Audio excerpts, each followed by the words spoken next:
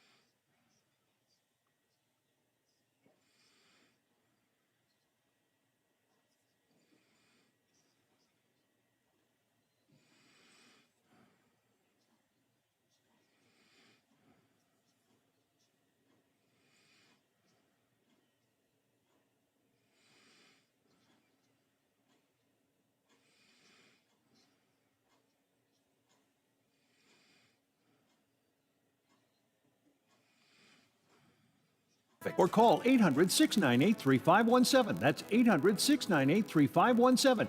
Dave Packer, ABC News.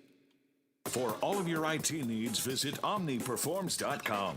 Omni Strategic Technologies, the only IT company that the watchdog trusts. Calls and conversations continue in less than 3 minutes as the Watchdog Morning Show with Howard Monroe continues after this. Hey, add a little excitement to your sports watching experience by betting on all the action on FanDuel Sportsbook. There's a reason why FanDuel is America's #1 sportsbook. Their app is simple to use. Hey, I could use the app. They've got great odds, unique bet types like same-game parlay, and exclusive promos to let you get more action out of every single day. Right now, FanDuel is letting you place your first bet risk-free up to $1,000. Just place a bet on any game, and FanDuel will refund you up to $1,000 back if you don't win your first bet. Hey, seriously, there's no strings attached. Just place any bet you want. If you win, you keep the cash. If you lose, you'll get your entire bet up to $1,000 back in site credit. So you can take another shot at the end zone on the house. If you've never tried FanDuel Sportsbook, take it from me. What are you waiting for? Download the FanDuel Sportsbook app to get started. Be sure to sign up with the promo code WKKX so they know I sent you. That's FanDuel Sportsbook, promo code WKKX. You must be 21 plus and present in West Virginia. First online real money wager only. By the way, if you have a gambling problem, just visit 1-800-GAMBLER.net. 1 in 3 adults has prediabetes. 1 in 3. That means it could be you, your football buddy, your football buddy, or you, your best man, your worst man, you, your dog walker, your cat jogger. While 1 in 3 adults has prediabetes, with early diagnosis, prediabetes can be reversed. Take the risk test at doihaveprediabetes.org. Brought to you by the Ad Council and its prediabetes awareness partners. Ohio Valley Medical Center was shut down by California-based Electo, who laid off 1,200 employees in Ohio County, while costing thousands more their access to health care. Where was Senator Ryan Weld? He was working as a lawyer for the law firm that represents Electo. Delegate Randy Schwartzmiller stood up for you. He called for an investigation into Electo. Randy Schwartzmiller will always fight for you and your health care. He's one of us. Paid for by friends of Randy Schwartzmiller. Today is the day to go see your Toyota dealer and save big on the car, truck, or SUV you've been dreaming of. Like an off-road ready 2024 Runner or a rugged Tacoma, both with $1,000 cash back from Toyota.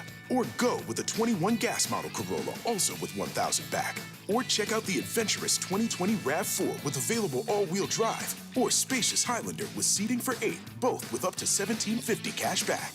Take $2,000 cash back on a sporty new 2020 gas model Camry or $3,000 on a hybrid model Camry. Visit Toyota's official website for deals, buyatoyota.com for more great offers, to check out inventory, build your own Toyota, and to find a dealer near you. All to help make buying or leasing your next Toyota easy and affordable. You can take cash back or apply to a down payment. Offers exclude TRD Pro models and hybrid offers vary. See your dealer for details. Don't wait, because today is the day to go see your Toyota dealer. Offers end November 2nd. Toyota. Hello, everyone. From the Watchdog, I'm the Storm Tracker, Darnell Foster. With a look at your local weather forecast for your Tuesday. After a few showers to start the day, mostly cloudy skies will rule out. Daytime high near 67. Overnight low of 55 under partly cloudy skies. Times of clouds and sunshine for your Wednesday with temperatures in the mid-70s. Have yourself a great day, everyone. From the Watchdog, I'm Darnell Foster. The views and opinions expressed on the following program are not necessarily those of this station or its sponsors. All right, listen up, you guys. Morning. It's Tuesday. Today is Tuesday. I am loving the sound of your voice. Good morning, sunshine. Crank up the radio. You all ready for the big show? Happy Tuesday, everybody. And action. Okay, let's do it. Hey, guys. You ready to let the dogs out? All right, let's do this. Yes, we are ready to let the dogs out. Well, what are we waiting for? It's showtime.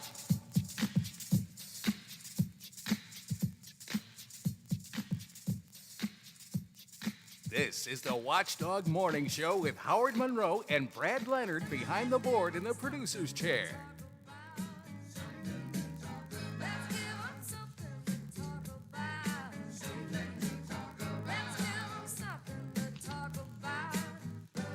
Well, what are we talking about this morning? COVID is in the news again today. At least 2 more Panhandle schools are going remote because of COVID. A third COVID death is registered in Marshall County. Numbers for COVID are rising in West Virginia, and our R-naught value is not where it should be. We'll talk about all of that coming up in just a minute or two. Presidential Debate Commission plans to mute the microphones during this week's Trump-Biden debate. Oh, that'll work out well. Amy Coney Barrett confirmation could come by Monday. Russian hackers are charged in cyber attacks in D.C. Our reporter Tom Squitieri is in with his weekly visit. Wheeling Planning Commission, on which I sit, unanimously agrees not to revise the comprehensive plan to allow a hillside development to move ahead. And apparently, we have now destroyed the entire city. I'll talk about that in just a minute. I used to tip big all the time, but I am tipping less these days. Has COVID changed the amount you tip? I'll talk about why I've changed and the thoughts that have been going through my mind, and I'll get your take on it as well. Plus, we'll have the scariest horror movies, Americans' most searched for fear, and some classic Disney movies get new trigger warnings in front of the movie. All of this coming up this morning here on the Watchdog Morning Show. If you have something on your mind that you want to talk about, reflecting the subjects I just brought up, or totally new ones, you may do so using the text line at 304-214-1600, 304-214-1600. the Watchdog Radio Network text line always open and available for y'all. If you want to, from time to time, when I have time, you are welcome to use the CityNet hotline at 304-232-8255, 304-232-TALK, and you can call me. And we do have some time coming up, several spots of the day this morning for you to get into the action and join me. Weather-wise, going to be another kind of gray and gloomy day today. Some patchy fog this morning. Rain showers throughout the at least morning hours, maybe lingering into the afternoon. And daytime high, 64. Currently, partly cloudy and 60 degrees at the Wheeling, Ohio County Airport. 60 degrees at the home studios here, the Elm Grove section of Wheeling. And 60 degrees at the Robinson Auto Group Studios, downtown Wheeling, in the heart of the Ohio Valley. It is 7:12 in the morning on the Watchdog Morning Show. Let's see, voter registration now officially closed in West Virginia. Yesterday was the last day to do voter registration, so hopefully you are registered. Absentee voting, of course, continuing in West Virginia through October 28th. And tomorrow, I want to kind of give you a little early warning. Tomorrow is the first day of early voting in person. Early voting in West Virginia starts tomorrow. Ohio's had it now for, about a week or so, I guess. But early voting in West Virginia begins tomorrow and runs through Halloween. Most of the counties around the state, including Ohio County, will host their voting inside the county courthouse. And most will have evening hours and so on. And we'll talk more about the details of Ohio County and Marshall County tomorrow. But I just thought I'd give you a little early warning, a little early alert that early voting, an early voting alert, an early voting, give me an early voting alert. That's what I'm doing. Did I get that right, Biff? An early vote. That's right. It's an early voting alert, right? Sure, it sounds good. Okay, I think I'm right. It's an early voting alert. So I just want to remind you of that. And we'll talk more about it in detail, I guess, tomorrow here on the show. But early voting begins tomorrow. And if you have not yet mailed in your mail-in ballot, if you've received it, be sure and do that to avoid any potential problem as well. So there you go. 7:14 now on the Watchdog Morning Show. Well, Biff, you might as well pack up and leave town. Just get up, pack up, leave town. Time for you to go. Because apparently, we, the Wheeling Planning Commission, have destroyed the city of Wheeling. We've destroyed it. In one night? There's no future left. In one night, one vote. And it was a short meeting. Quick vote. Yes, we have destroyed the city of Wheeling. Wheeling Planning Commission last night, full disclosure, I sit on the Planning Commission.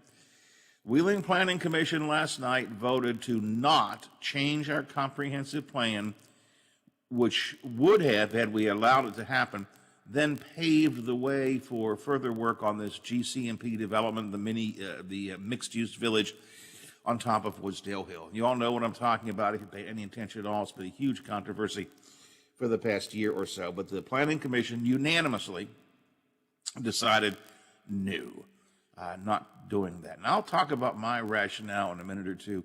It is not what some of you are saying, and I tried to make that clear at the commission last night. There are things that I did not want people to think were the case, and there were things I think did. But apparently, it doesn't make any difference. We've destroyed it. We've destroyed it. Here are some of the texts I see coming in. This is not for me. These are off the Intel and WTRF websites. This is why no one stays in Wheeling. No one, Biff. No one stays anymore. No one stays anymore. If this decision would have been citywide, it would have been passed, no problem. Instead, the old high and mighty neighborhood got the say today. If it were any other neighborhood, old Jerry What's-His-Face, Jerry Sklavanakas you're referring to. If it were any other neighborhood, old Jerry What's-His-Face wouldn't be on council, and the ground would already be broken, no questions asked. Let's see some of the other comments. Chad Thalman, Glenn Elliott, you and the rest of the cronies, are you going to allow this? I remember a time ago you pretended to want to change to get elected. The people voted out those with experience for change, and here we are turning down development and money again. If this was a hill in my East Wheeling neighborhood, it would be constructed by now. Woodsdale is made up of a couple thousand people, but they're the rich people. Hey, my youngest son is moving into Woodsdale. Well, actually, he rents there. He's bought a house there. I got news for you. He ain't rich. He ain't rich. What a bunch of bull. There you go. Okay, let's see what else do we have here. Way to go, Wheeling Planning Commission. Nothing like keeping the city from ever progressing to the future. And yet you wonder why young people keep moving out of the area. Let's see. What else do we have here? And people start yelling at each other. That's always fun. Now the commenters are yelling at each other for the things they're saying. Oh, here we go. This is more about the Planning Commission. Apparently, this is me. Losers who won't promote the city moving into profitability. Send everything to the mall.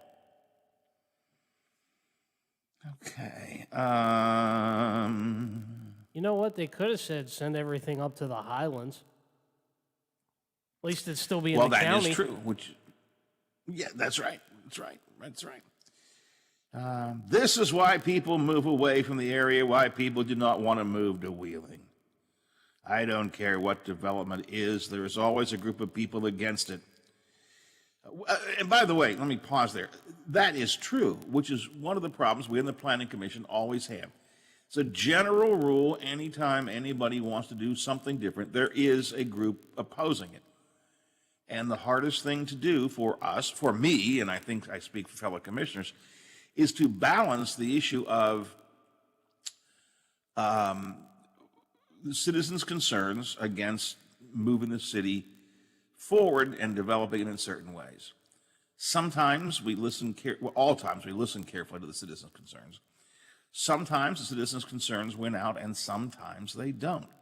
I will tell you that, speaking for myself on this GCP development issue, although we had a nice little spreadsheet that our staff put together for us, and we had a list of all of the pros and all of the cons coming in from email and the concerns that were raised. So we had a count, and the count was in the hundreds of people commenting. This was not a popularity contest to me. I did not look to see which side are the most people sending me petitions or sending us emails and so on. I read the emails to see the ones that had something legitimate to say, and there were many legitimate concerns that were raised, and there were many legitimate issues to the good of GCP development that were raised. In the end, I felt the city's comprehensive plan, and let's be honest, I have an affinity towards that plan. The last two comprehensive plans the city has done, I have helped to shepherd through. I was on the first comprehensive plan committee back in the 90s, and I led the comprehensive plan committee most recently. So I have a vested interest in that. I believe we put together a comprehensive plan for the city's development that actually made sense. And it balanced the issue of development and entrepreneurism and growth with preserving our heritage and the feel of our city.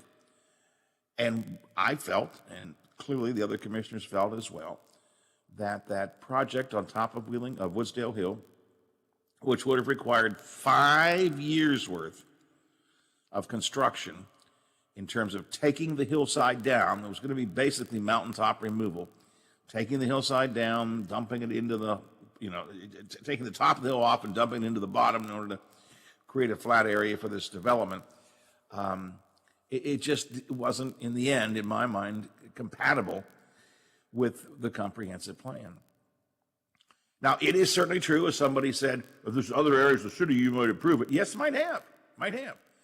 Not because it's Woodsdale, but because it's at that development was at the tail end, Biffy, of windy, narrow road that just can't handle that kind of traffic. Wasn't designed to be a major retail artery. And also, quite frankly, a major construction artery. For the next 5 years, I'm guessing 24/7, there would have been, trucks up and down, driving up, taking out the hillside, driving down, taking it somewhere. So those were my concerns. I want to be as clear as a bell. I do not believe, and I said this quite specifically last night at the Planning Commission meeting, and many of you may have been watching it. It was on our city Facebook page. And thank you to the fine folks at West Liberty University for putting that online for us during the TV work there. I said last night, I do not believe these developers are bad people. Oh, my heavens. We got all kinds of emails saying, well, they were basically the devil, They're the devil. They're the devil. They're the devil. They're trying to kill us. These developers trying to kill us. They're the devil. I believe they're good developers, honest developers who have a plan in mind. It's just not the right place at the right time for this plan. I do not believe that there was automatically going to be terrible runoff from that hillside, creating increased flooding in the Woodsdale area. In point of fact, I think that having built that complex would have required stormwater management that would have had to have a system in place to manage that. Right now, the water just runs off the hill and there's no management of it. I think it could have actually made it better. So I do not believe that that's an issue. I just feel it was the wrong place for this project. But of course, I've destroyed the city. Little did I know. Just pushing that little button. Gentlemen, push your button. Whoop, pushing that little button. And according to these folks on Facebook and elsewhere, I have destroyed the city. No children will ever come here again. And Biff, if you want me to, because I forced you out apparently, if you want, I will help you pack up and move, because young people are fleeing the city now in great numbers. Who would have thought you could do so much in one night with one vote?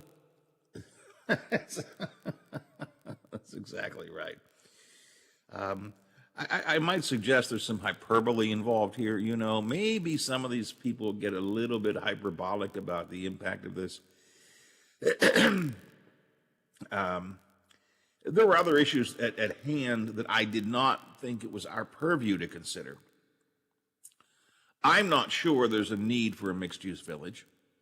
I'm not sure that another retail complex up Bethany Pike in the Woodsdale area really is necessary or would even be successful. But when I say I'm not sure, I mean literally, I don't know. I just plain don't know. It is not the purview of the Wheeling Planning Commission to make decisions about businesses. Our job is not to decide if someone has a good business idea or a bad business idea. We are a land use entity.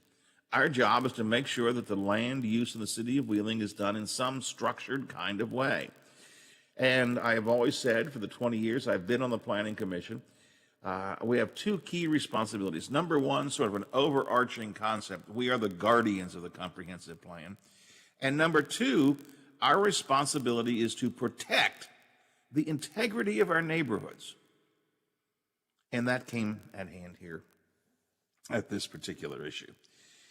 So, Wheeling Planning Commission last night officially says no. Now, somebody said, I mentioned to you a comment here, Glenn Elliott, Chad Thalman, don't let this happen. The reality is that since we did not recommend anything, council has nothing to vote on. So, the final decision rests with council, but only if there's something for them to decide. If council had in front of them a proposal, they would have that proposal. But in talking to Dave Palmer last night, since we did not recommend anything, there is nothing for the council to vote on. So the issue is over and done with. Now, is there any way for it to come back? Oh, we've all seen horror movies. Hey, it is that time of the year. the hand can come out of the river at any moment. So you never know. But at the moment, I think the project is off the table. Now, keep in mind, for those who are following this closely, that the developers, the owners of the property, still have every right in the world to develop housing. It is already zoned for housing, for residential development. And they can certainly put a housing complex up there. And assuming they were to follow in all kinds of permits and, requirements, they are able to put housing in there. There's an itty-bitty tiny bit of that property that's also zoned from previous years commercial. I don't think it's really feasible to think they could do much there, although I suppose, I suppose if you were to design a housing complex quite specifically around the zoning, maybe you could put a store, a grocery store or something in the commercially zoned part of that. I don't know. I'm really talking off the top of my head here. But there can be something else that goes in there. Quite likely, it can be housing. And the developers, the folks from GC&B Development, have an opportunity to do that were they to choose. I did not get a chance to talk with the developers nor their attorney last night after the meeting, so I don't know what their reaction, their response was. Other than, if I had to guess, the first response was, damn. But other than that, I don't know. So there you go. I have destroyed the city. What a start for the morning. Boy, I've destroyed the city. I have destroyed the city. 7:28 here on the Watchdog Morning Show. Something that is creating problems in the city of Wheeling is COVID. We'll get into that coming up in just a little bit. Also, the next debate, which I think is this week, right? I think tomorrow, next night. I can't remember what the date is. The next debate's coming up this Thursday. Yes. The Presidential Commission on Debates has said they are going to mute the microphones of Trump and Biden during each of their opening responses to the questions. And then they will let them go at each other after that with open mics, but they will mute the other person's mic while each person offers their first response. Donald Trump has said so far that he will take part in this debate, but it's unfair, terribly unfair. And I love that concept because what it means is his intent is to disrupt. It's unfair. It's unfair. I won't be able to yell over top of Biden anymore. We'll talk about that coming up in a bit. Tom Squitieri with us later on for a daily DC Digest. Right now, I guess we ought to check some headlines, Biff. Why don't we do that with our friends at the Big Seven at WTRF TV. Mr. DeFabio has morning. Is Bill with us today? Yeah, today's a Bill DeFabio day. Bill's with us today, right? He's with us. Bill DeFabio on sports in a few minutes or so, and then Zach will be by with the weather forecast. 60 degrees right now at the airport, 60 at my home studios, 60 downtown, and partly cloudy skies, up to the 64 or so before the day is over and done with, and rain is in the forecast. The WTRF Channel 7 News Update is brought to you by Thomas Auto Centers, Mall Road, St. Clairsville. Get the best deal at Thomas Auto Centers. Now it's time for your local...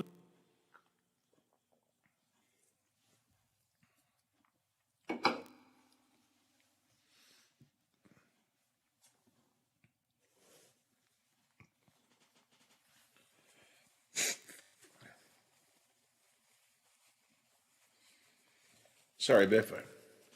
Go ahead.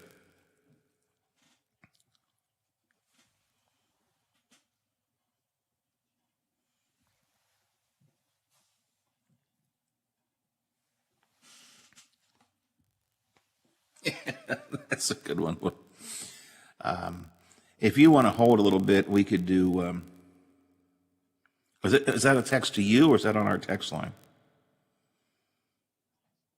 Okay, I don't see it.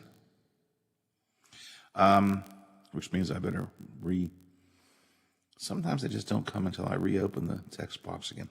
What was I going to say? If you want to hold someone, we can do another break because I'm sort of on time right now, so we can take a break after Zach if you want to. That is up to you.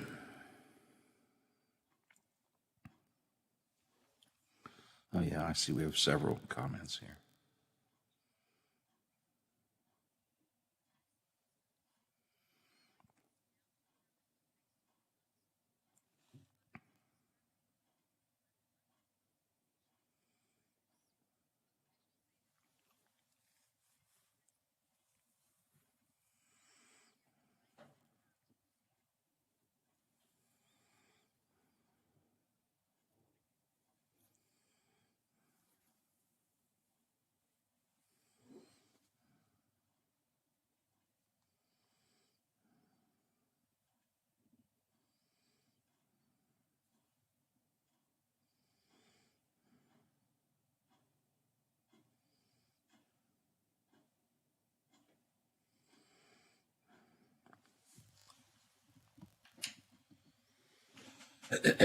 Excuse me.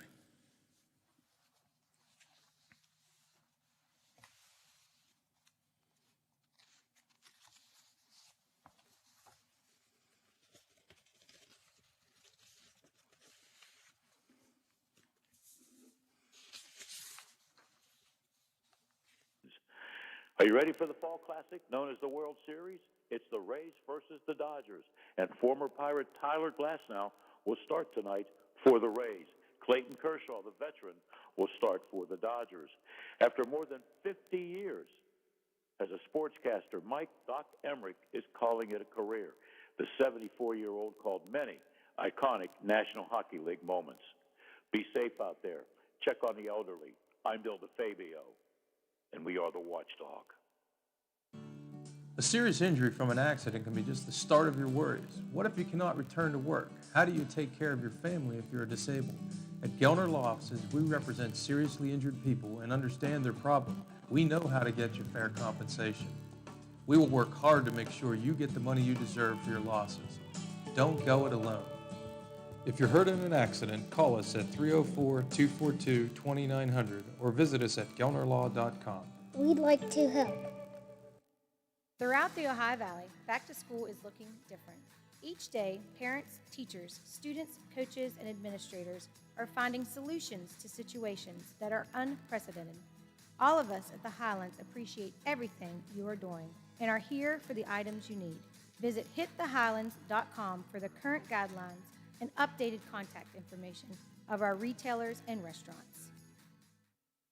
A lot of folks in the Ohio Valley are trying a new NFL bet on FanDuel Sportsbook. It's the same game parlays. They're pretty simple. All you have to do is combine multiple bets from one game into a single parlay. This way, the payouts are even bigger when you win. And what's cool is FanDuel will refund the first same-game parlay you lose on any NFL game each week up to $10. That means you can bet a different parlay, risk-free, every NFL week all season long. Pick the games, pick the teams you feel most comfortable in betting.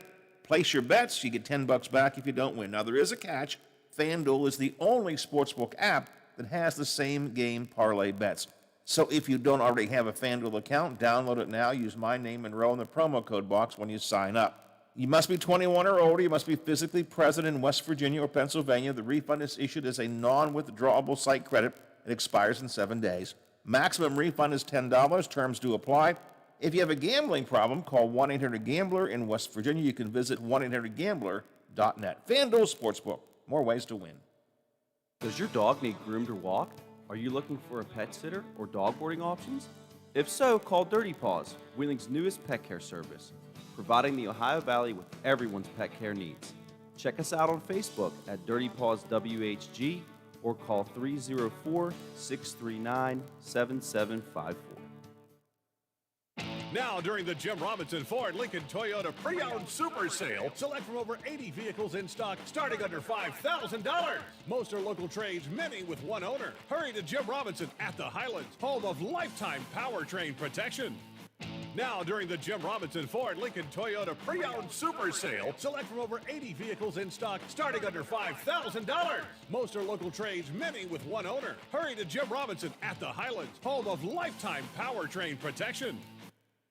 Ohio Valley Medical Center was shut down by California-based Electo, who laid off 1,200 employees in Ohio County, while costing thousands more their access to health care. Where was Senator Ryan Weld? He was working as a lawyer for the law firm that represents Electo. Delegate Randy Schwartzmiller stood up for you. He called for an investigation into Electo. Randy Schwartzmiller will always fight for you and your health care. He's one of us. Paid for by friends of Randy Schwartzmiller. This is Coach Neil Brown, reminding you that the best game day coverage is found right here on your official radio home for West Virginia University football. The Watchdog. Watch out! He could climb on his soapbox at any time. The Watchdog Morning Show with Howard Monroe continues. We were talking about the Wheeling Planning Commission vote last night, Planning Commission on which I sit. That's always my full disclosure, so I don't get in trouble. Like that guy down in Charleston that had Natalie Tennant all upset. Full disclosure, I sit on the Wheeling Planning Commission, so when I talk about it, I talk about votes that I took, and I took a vote last night, and all of us on the Planning Commission voted against changing the comprehensive plan, which could have been the first step towards developing the GC&P complex mixed-use village on top of Woodsdale Hill. Let's see some of the some of the comments off the text line at 304-214-1600. Square peg, round hole. Yeah, that's kind of the bottom line. It was just, it didn't fit where it is. I made that comment last night. I think it's not a bad idea. It's just not at the right place. Forget last night. This guy's always got to get a little jab in at me. Forget last night's vote. The real question is how an individual, Monroe, can sit on this commission for decades while never developing any economic or real estate development. As I said earlier, and as I said last night, we are not a development agency. Our job is not economic development. Our job is monitoring the use of the land in a proper, organized, managed fashion in the city of Wheeling. And the Planning Commission is designed to be representative of business and labor and of citizens in general. So we are not a development agency. And so, although I own my own business for a while, it is not a requirement or even necessary in any way that we had developed something, because we're not developers. In fact, as I specifically said last night, one of the comments I made was, look, I'm not a developer. We're developers. I don't know if the concept of the project is good from a financial, economic, business point of view. It's simply that from a land use point of view, it was inappropriate.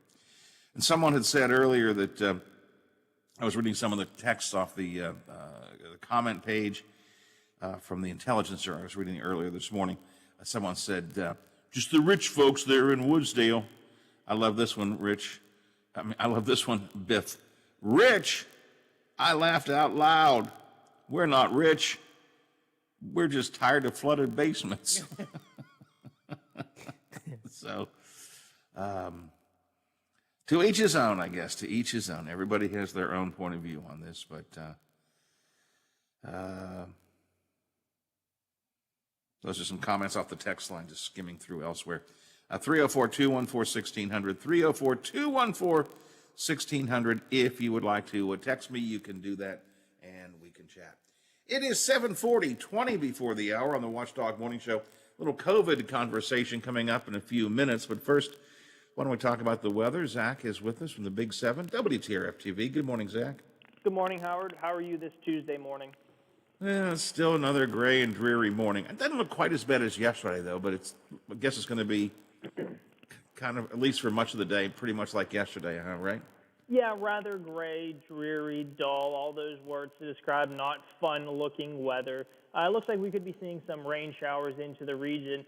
Within the coming hours, I'm noticing some showers getting ready to make its way into Noble County, Ohio, and it looks like better organized rain will be making its way into the northern panhandle right around 9, 10 o'clock. But it looks one positive note, I guess, if we're trying to find positives here for this Tuesday, is that most of the rain should be wrapping up right around 1 to 2 o'clock in through the Ohio Valley. But unfortunately, we're going to be stuck with the rather gray, overcast, dull, and not so much dreary, but just kind of dull clouds for the rest of the day. Just rather gray and not really much fun or excitement from the skies today. Expected highs comfortable, not too bad, mid-60s today. It was for much of the day yesterday, a good steady soaking rain, not a downpour, not an overflow kind of rain, but just a good steady soaking downpour for much, at least of the morning and into the early afternoon. Yeah, definitely was some much needed rain. The Wheeling, Ohio County Airport reported just a little over 3/4 of an inch of rain, or 3/10 of an inch of rain, not 3/4. I apologize on that. Right around 0.38 inches of rain is what I'm adding up quickly on the website that I pull some of my weather data from. So good. Some areas did see a little more. It looks like areas out into the Cadiz area as well as up into Coshocton, they received upwards of an inch, but still right around a half of an inch, maybe a quarter of an inch in some spots. So like you said, it wasn't like it was a heavy rain or a downpour, just one of those moderate to light rain showers that just kind of stuck around for a majority of the day. So hopefully there wasn't much in terms of flooding. I know that's always an issue, at least in our area. So hopefully that wasn't a big issue for any listeners or viewers into the Ohio Valley yesterday. Now, the good news is when we get past today, we have a couple of good days coming up, right? Absolutely. If you're a fan of the summertime warmth, well, it looks like summertime's going to be knocking on our doors. Expected high temperatures tomorrow in through Friday, mid to upper 70s. Now, it looks Thursday could be a little fluctuation, but still mostly sunny, if not partly cloudy skies Wednesday in through Friday. And a nice stretch of weather until we head into the latter half of your Friday. I'm keeping an eye on another weather maker to make its way into the Ohio Valley late Friday evening. So most of the day on Friday will actually be rather nice with partly cloudy skies. And again, high temperatures back in the mid-70s. But later on, I'm expecting to see a low-pressure system make its way through the Ohio Valley, popping off some rain showers later on into the evening. And it looks like the low-pressure system will kind of meander its way through the region for both Saturday and Sunday, cooling us down to seasonable levels. So I'll be looking forward to the seasonable temperatures for the weekend, but it looks like it might be needing the umbrellas. Expected to see at least a chance of rain showers off and on both Saturday as well as into Sunday. So, all right, but definitely going to warm up for the next couple of days. So if you just felt like the last couple of days you wanted to wrap up in a blanket and sit inside and read a good book or something, that's fine, but you get out and do some stuff again over the next couple of days. So I like the sound of that. That sounds good to me. Well, Howard, let me ask you this. So I know Wednesday, Thursday, Friday is sounding good, but one thing that I was actually talking to Taylor about this morning is I was peeking ahead into next week. So what would that be? October 27th, 28th, 29th. And a lot of the models, now again, these are models, they're just inputting data in and spitting out data. And again, we're looking almost 8 to 9 days into the future now.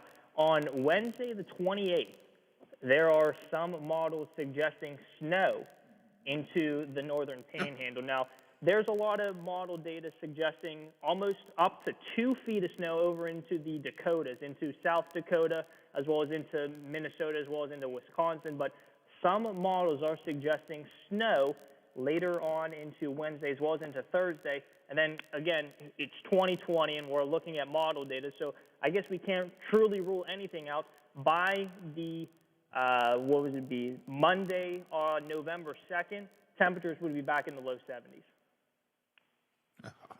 Jeez. I am not ready for snow. I'll tell you that right now. Not even a little tiny bit of flake or flurry. I'm not ready for that at all. Please, if you can do anything to keep that away. I know that the weatherman really can't control the weather, but honestly, if you can do anything to keep it away, get up there on the roof of the Big 7 and wave your arms and tell it to go away, snow. If you see it coming, tell it to go away. All right. I mean, What's I that? thought we did talk about that. Dr. Dave and I, we and Aaron, we do have that thermostat that we do control the temperatures, So I guess maybe we just won't dial it down too cold that day. That's one of those little secret things people never see on, inside the weather center. Yep. After the cameras go off, what are we going to turn the temperature to? Let's give them some snow this week. Okay. And you quickly quickly change that to snow. No, I'm not ready for that again. I'm ready for, I'm ready fall. for fall. Yeah, and I can live with that. But oh man, please no, not yet. Yeah, Although I it's know. not, It's that time of year. Yeah. Yeah, no, it was just looking ahead, just diving myself into the numbers. And a lot of people on social media are looking at, again, there's hundreds of different models that you can look from for weather data. And I was looking at some of the more notable ones that have some accuracy out that far. But again, they're still weather data. So that's why you have to, that's why we're here to interpret the data. So that way everything's not computerized like most things are getting nowadays. But it was just interesting to see that there is some agreement that some of the models are suggesting snow, but then by the first weekend of November, saying that we're going to be seeing high temperatures back in the low 70s. But like you and I have always been talking about, Howard, it's 2020. What else could happen? Who knows? Who knows? And we still have another couple of months to go, so we'll just have to sit back and wait and hope, I suppose.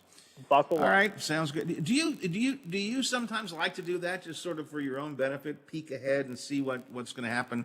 You do the 7-day for on air, but do you sometimes peek ahead just to kind of get a feel for what's coming up? Oh, absolutely. Yeah, I don't like. I'm not a fan of surprises. Even if it's a, hey, I got you a surprise gift, or my girlfriend bought me something that I didn't know about. I don't know. I just don't like it. I don't like feeling like, oh, you got me something because they wanted to be nice, but then, oh, well, I feel bad now because I didn't get you anything. You know what I mean? So I don't like being surprised in that note. And then especially in weather, we're always getting, oh, how did you miss this, that, or the other thing? So I'm always looking at the upper levels and looking 1 to 2 weeks out in terms of, okay, what are models suggesting? And sometimes, obviously, they're completely wrong. I remember one instance where last October, I was forecasting up at Penn State, and one of the long-term models was suggesting a Category 5 hurricane making landfall in the Jersey coast and then making its way up into the Maine area and then it becoming a blizzard. And it's just one of those things where I don't think, other than Sandy, I don't think the Jersey coast has been hit by a hurricane, and Sandy wasn't a hurricane. It was a winter storm. But still, it's just kind of one of those things where you have to take it with a grain of salt. You have to know what you're looking for. You have to know what's truly fact and what's kind of made up fiction, just because the long-term output just kind of doesn't make sense anymore. It's just kind of spitting out something because it has to, even though its accuracy is probably very low. All right.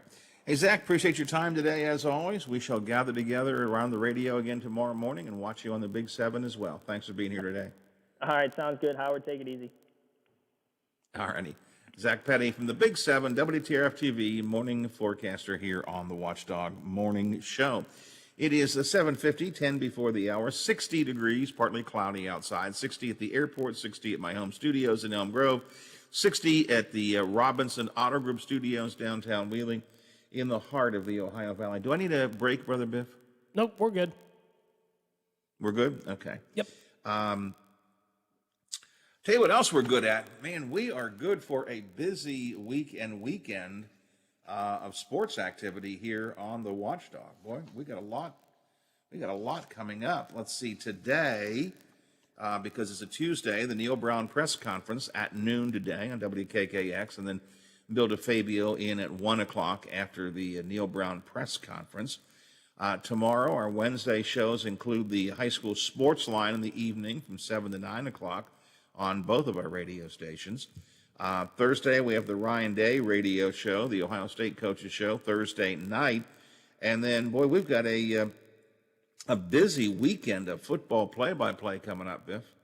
Yes, we do. We've got 2 games on Friday night in the high school. Saturday, we've got a college and a high school game. And Sunday, we've got the NFL. So Friday night, we've got at 7 o'clock, Wheeling Park at Brook. That is an OVAC game that's part of the OVAC's schedule of games that we have to broadcast. So this week, it'll be Wheeling Park at Brook at 7 o'clock on AM 1600 and 98.1.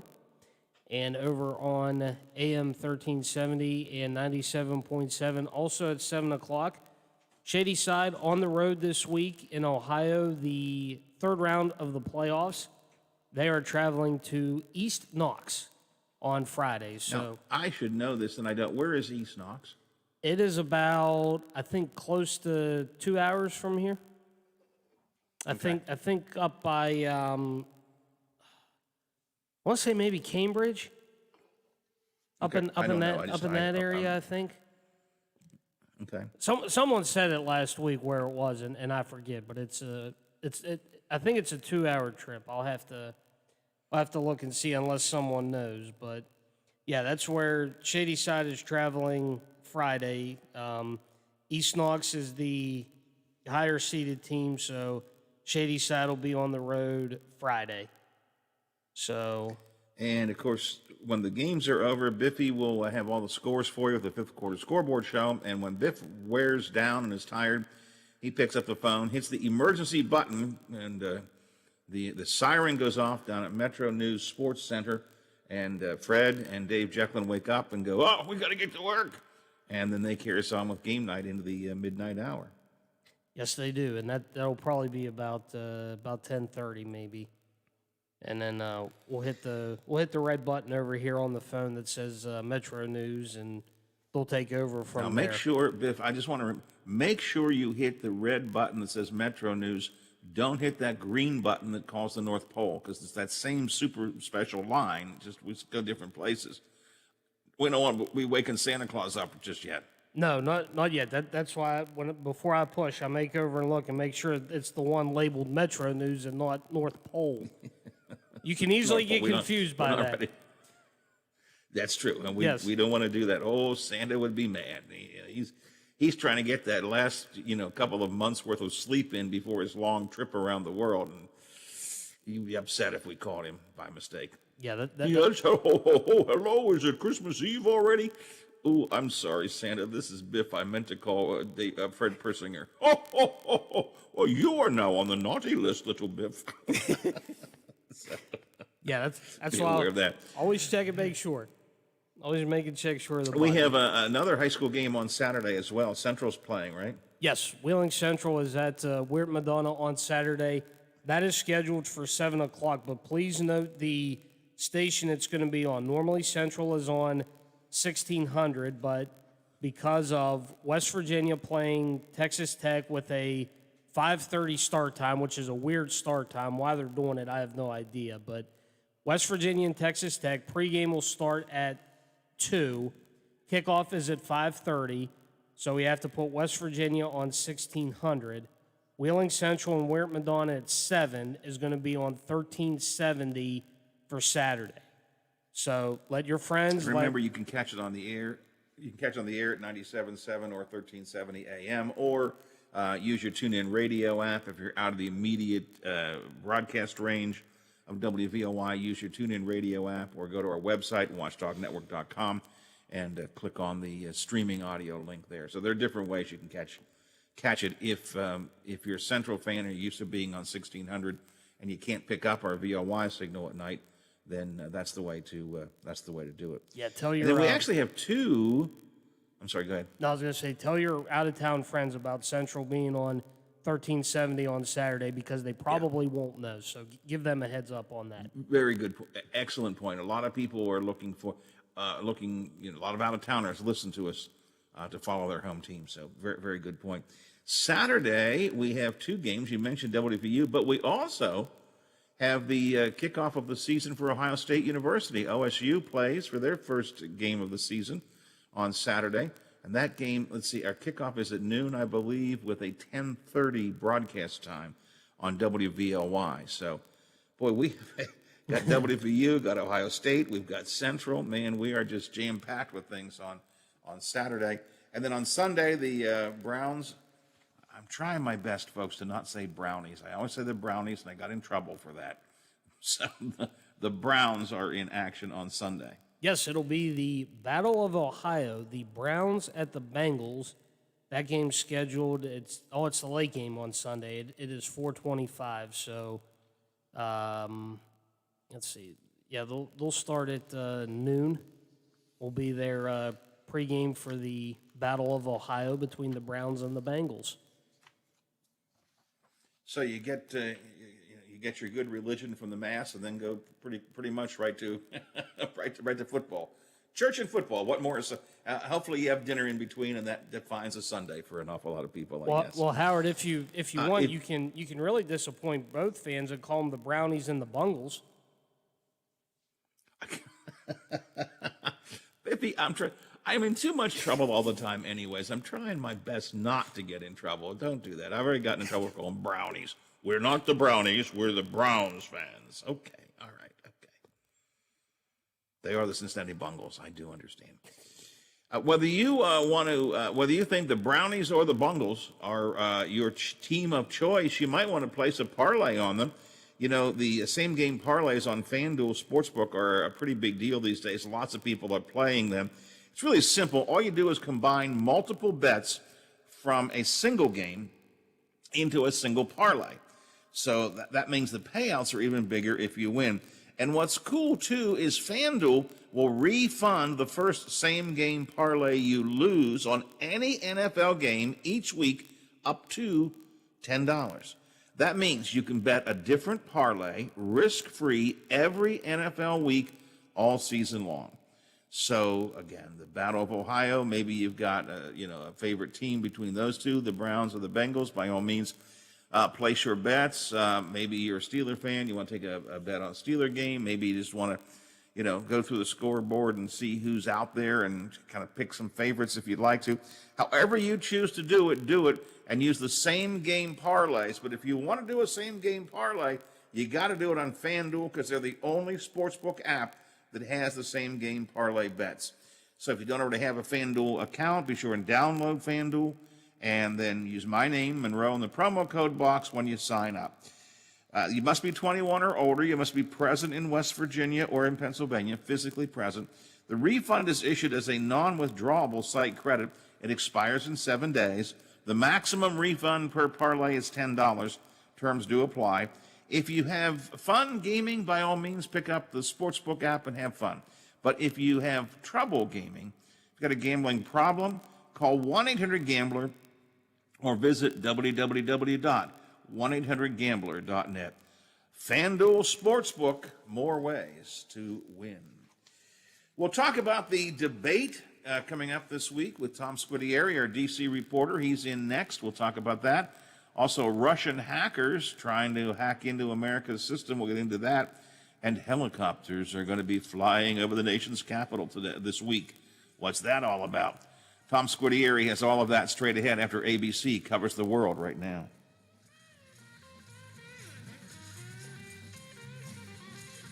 The Watchdog is FM 98.1, AM 1600 WKKX Wheeling, FM 97.7, AM 1370 WVLY Moundsville. The ABC News is brought to you by Thomas Auto Centers, Mall Road, St. Clairsville. Get the best deal at Thomas Auto Centers. It's Thursday. As one candidate gives his 2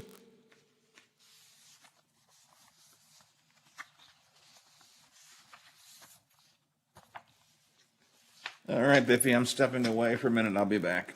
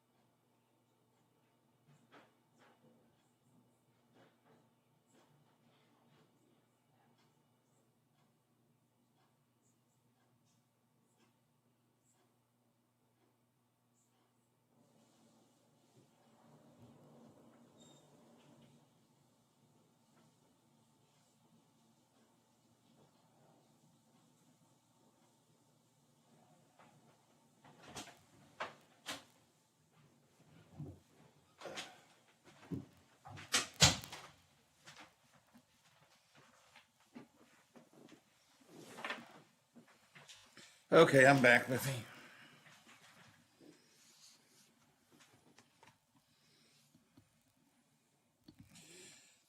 Let me know when Tom's on the line.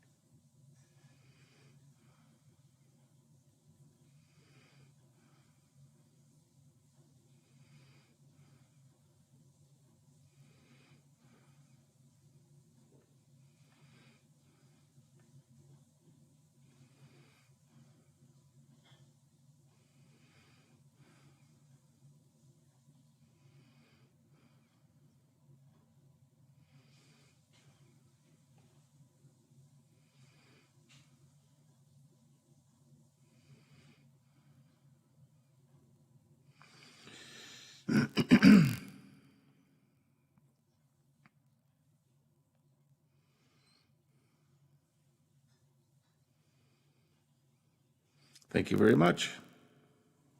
On for your Wednesday with temperatures in the mid 70s. Have yourself a great day, everyone. From the Watchdog, I'm Darnell Foster. The views and opinions expressed on the following program are not necessarily those of this station or its sponsors.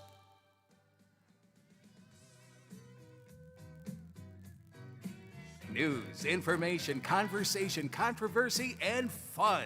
This is the Watchdog Morning Show with Howard Monroe. Here's what we are talking about today. At least 2 more Panhandle schools are going remote because of COVID. A 3rd COVID death registered in Marshall County. And West Virginia COVID numbers are rising. The Presidential Debate Commission plans to mute microphones during this week's Trump-Biden debate. Amy Coney Barrett's confirmation could come by Monday.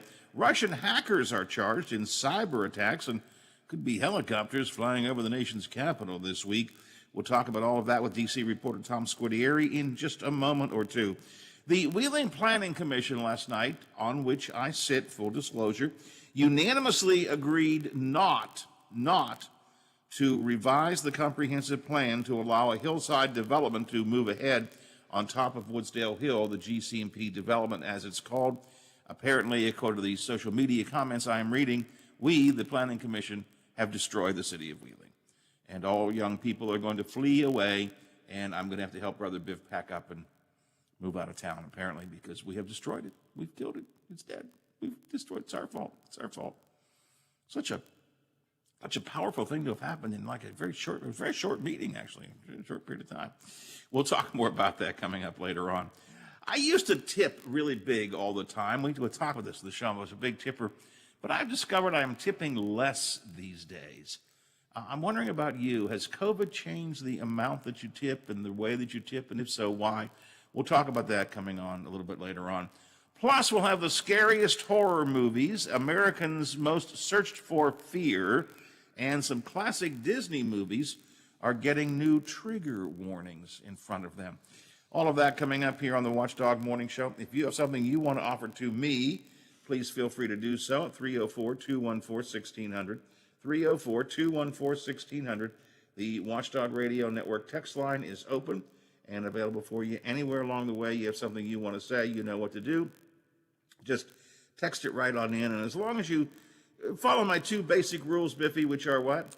Keep it legal and keep it clean.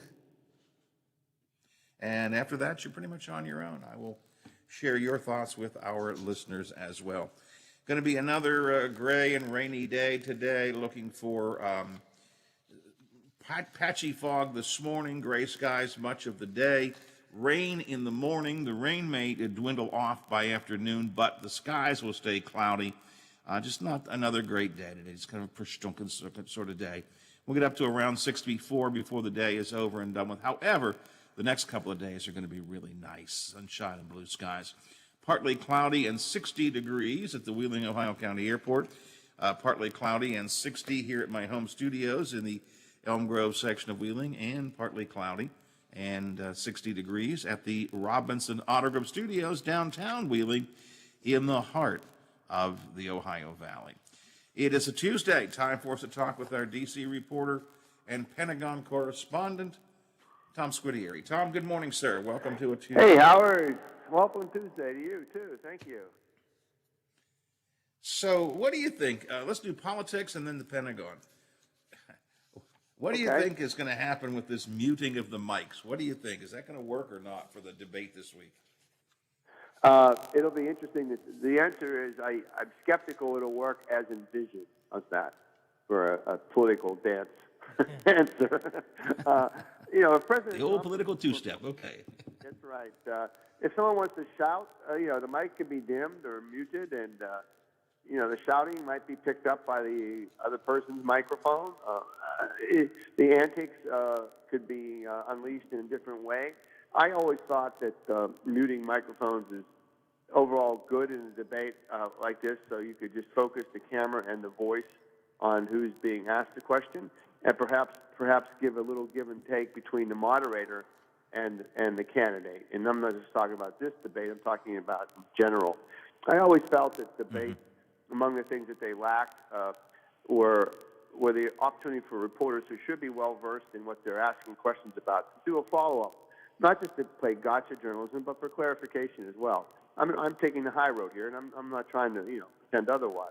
So in this case, with both former Vice President Biden and President Trump, a focus between the reporter, the moderator reporter, and the candidate might be better.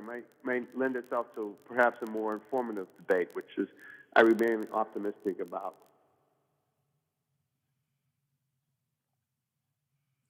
Yeah, President Trump already has said that he's, how did he phrase it? He will do this, but he thinks it's unfair to him. Well, he thinks that about everything. I mean, to be honest with you, President Trump has said that from the beginning. The media is unfair to him. Congress is unfair to him. The people are unfair to him.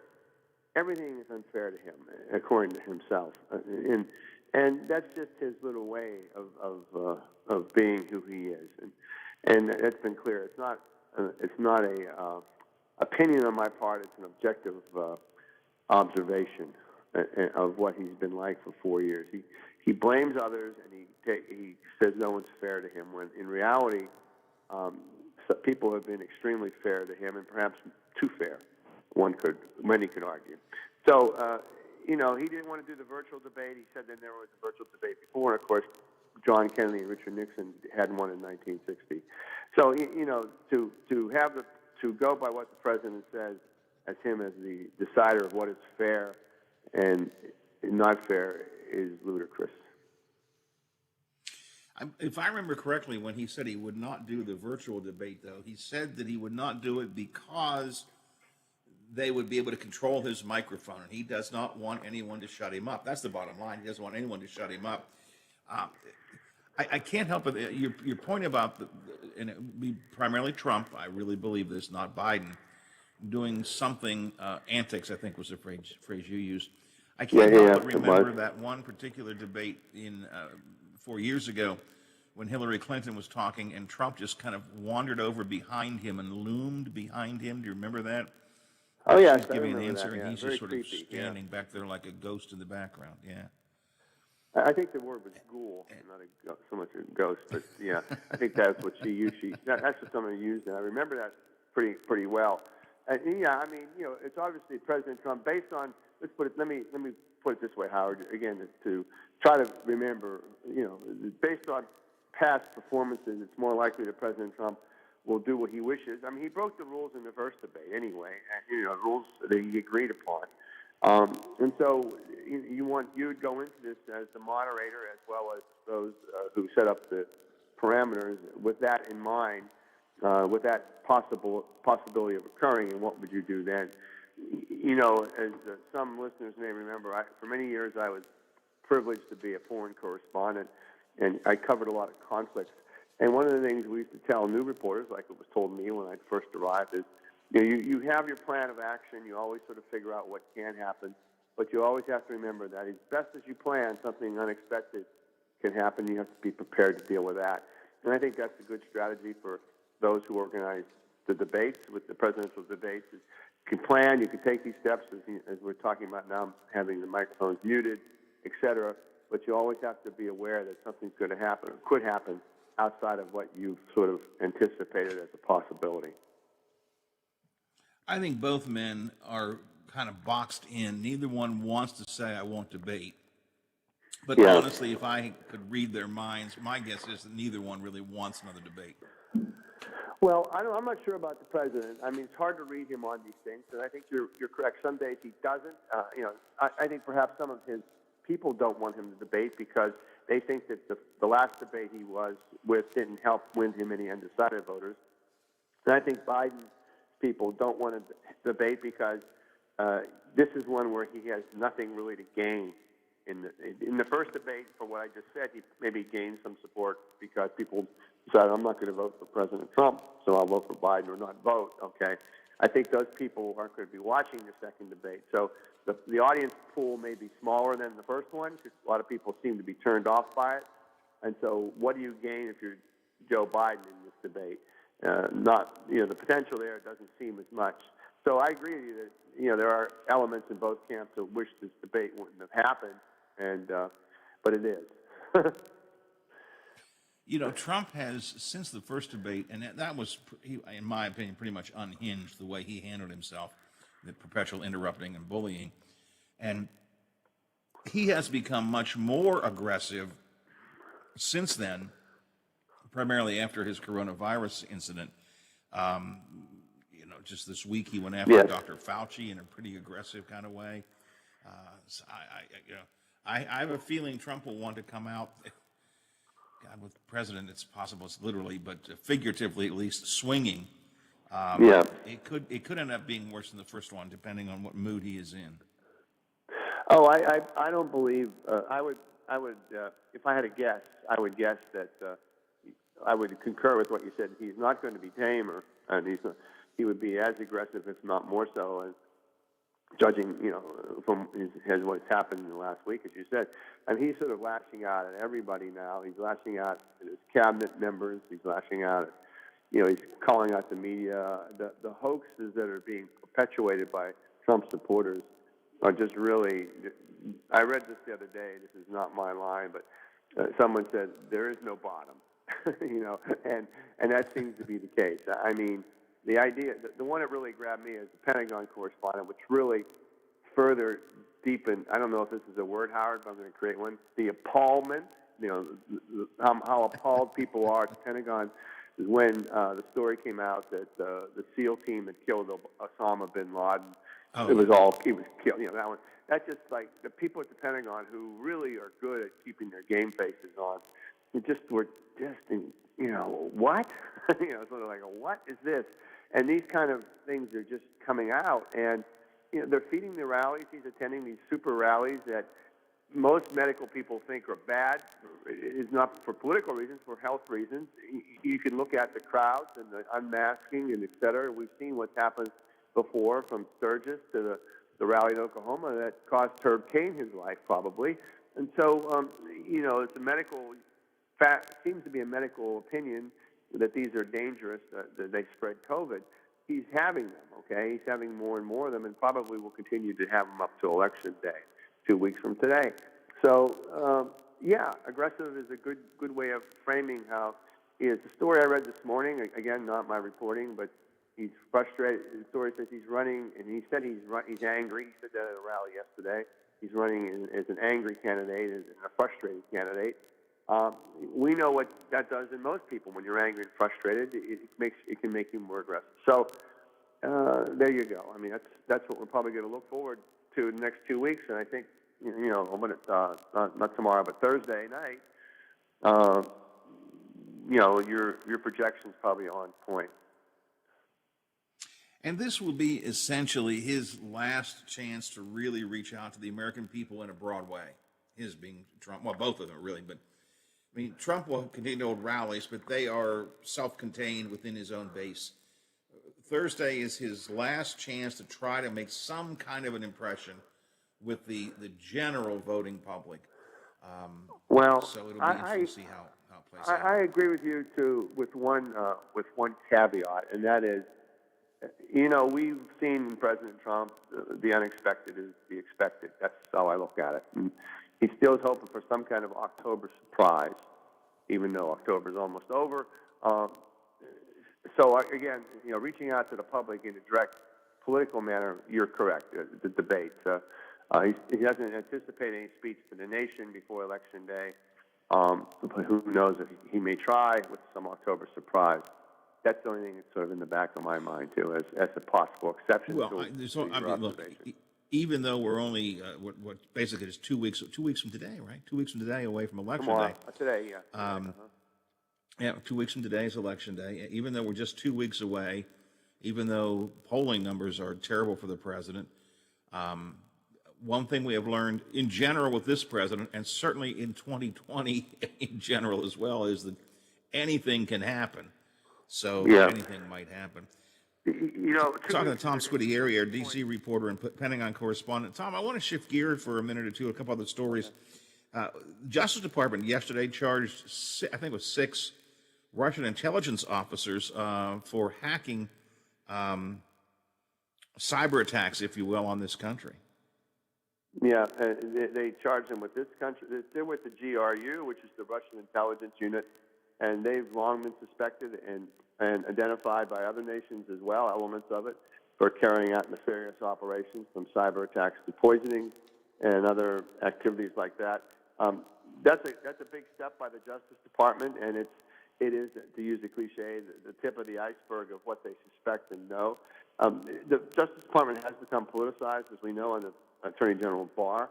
That being said, the Justice Department and the FBI continue to do the work that they've always done in a nonpartisan way in many areas, shifting from breaking up the plot against the Michigan governor is a good example of that. The Russians have been active in our country's elections and in other countries' elections, and critically, Howard, hacking into the software and the mechanisms that control infrastructures in different countries, not ours so far. I'm not talking about the political infrastructure. I'm talking about, water and electrical grid type of things. So it's a real force. Physical infrastructure. Thanks. And so, it's a big deal. Now, these are indictments, and bringing them to trial was another issue. But it underscores the challenge that any president and all our leaders have in dealing with it. The Pentagon works on it 24/7, and they admit that they still have a lot to do, but they can't do it alone. Independent companies try to protect us against cyber attacks from their assets. They do a good job, and they try to work together, but it's a much bigger problem. And when you have a focused attack from Russia, and there's other players who do this as well, it is an increasing threat. And in many ways, it is one of the largest threats that faces this country and our friends and allies around the world.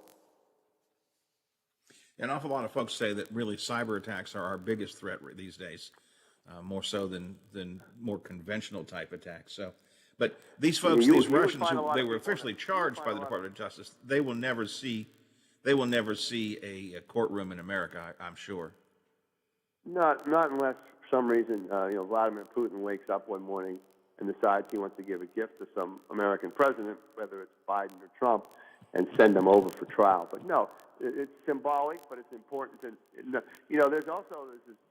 there's this balance that law enforcement and Pentagon officials and others try to strike.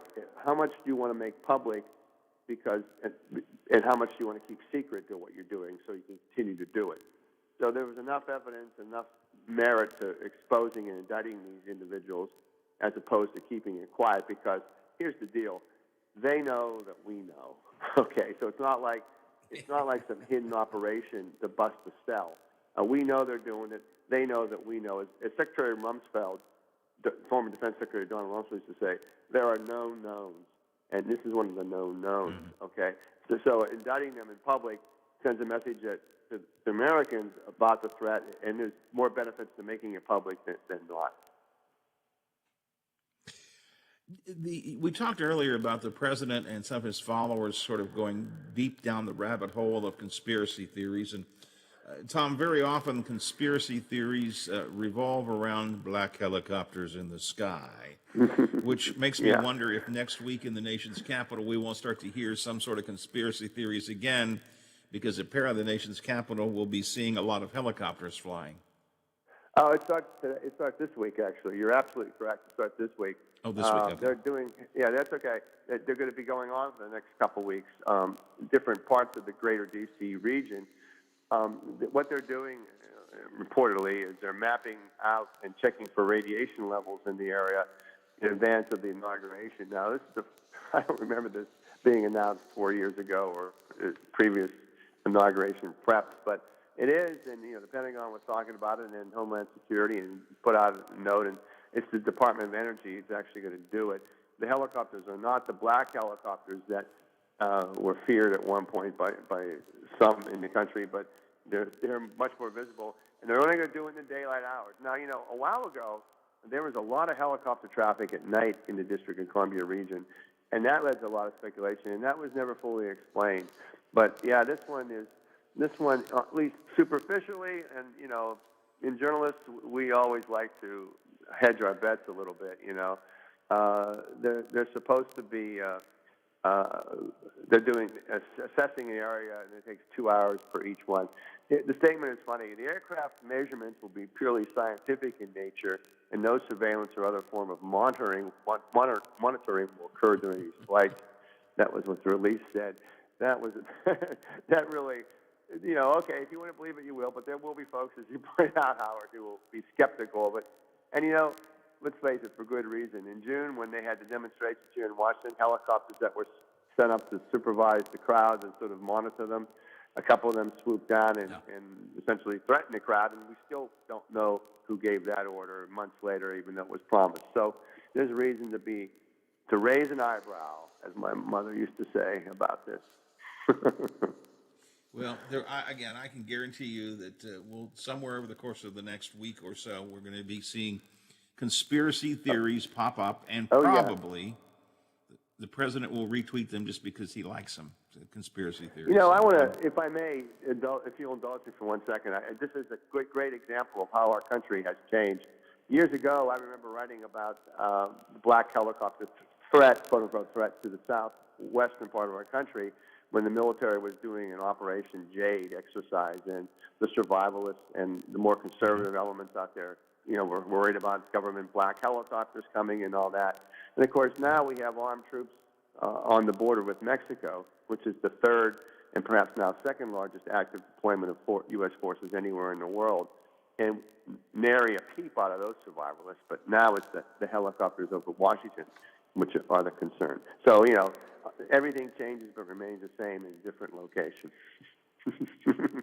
And it all depends on your perspective. Yeah, exactly. It all depends on your perspective.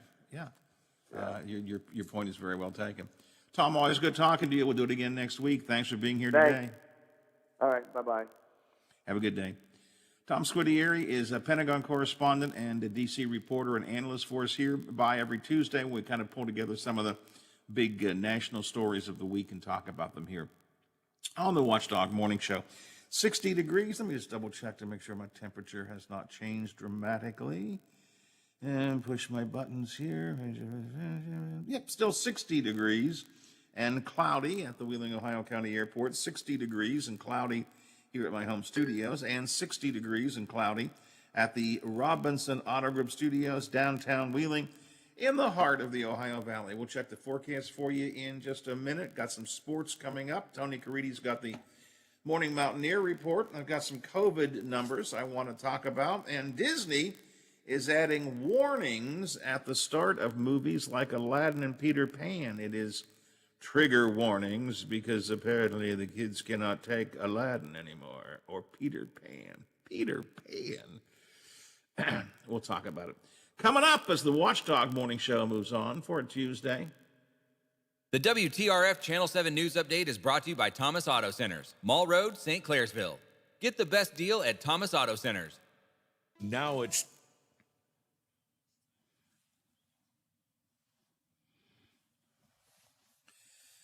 Biff, if you want me to take an extra break in this half hour, I can do that.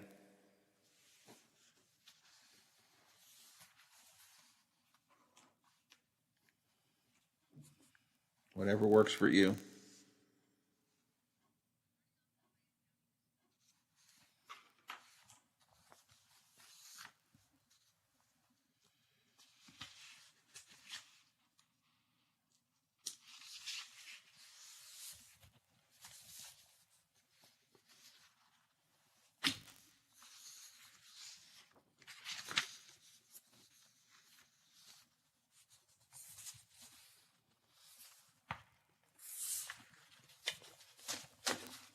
Back in a minute, Biff.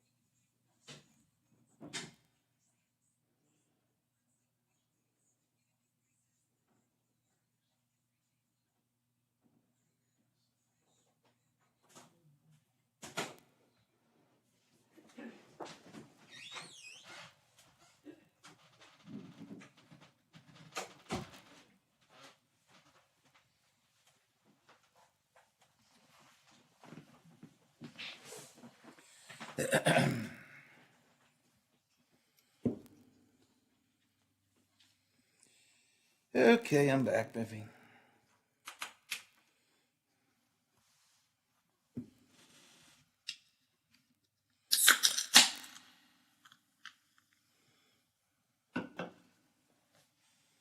In the Big 12, and there's still a high-level quarterback play in this league. But you look at the number one draft picks and just the high rankings and passing offense, things like that. I mean, it was really difficult to play defense in this league due to the offensive skill and most importantly at the quarterback position. And I think it's been more pro offense than it's been negative defense. Mountaineer football team nearly pulled off a clean sweep of the Big 12's weekly awards. Running back Letty Brown, who had the career-high 195 yards against Kansas, was named the Offensive Player of the Week. Defensive Player of the Week honors go to linebacker Josh Chandler-Samito, who tied the team with a game-high 9 tackles. He also had a pass breakup. And the Newcomer of the Week, defensive lineman Hakeem Mesidor, who had a career-best 5 solo stops and 2.5 tackles behind the line. And West Virginia's next home game against Kansas State will officially kick off at noon. It will be televised by ESPN or ESPN2. That is today's Mountaineer Report, brought to us by Kroger, the official grocer of WVU Athletics. I'm Tony Caridi on the Mountaineer Sports Network from Learfield, IMG College. Now until sold out, get $10,000 off any new 2020 Cherokee. Only at Thomas Auto Centers during Jeep Adventure Days. Must be in stock, and it comes with a lifetime warranty. No tricks, no gimmicks. $10,000 off on any new 2020 Cherokee. Plus unheard of pricing on all new in-stock units. Only at Thomas Chrysler Dodge Jeep Ram. Get the best deal. Thomas Auto Centers. Ball Road, St. Clairsville.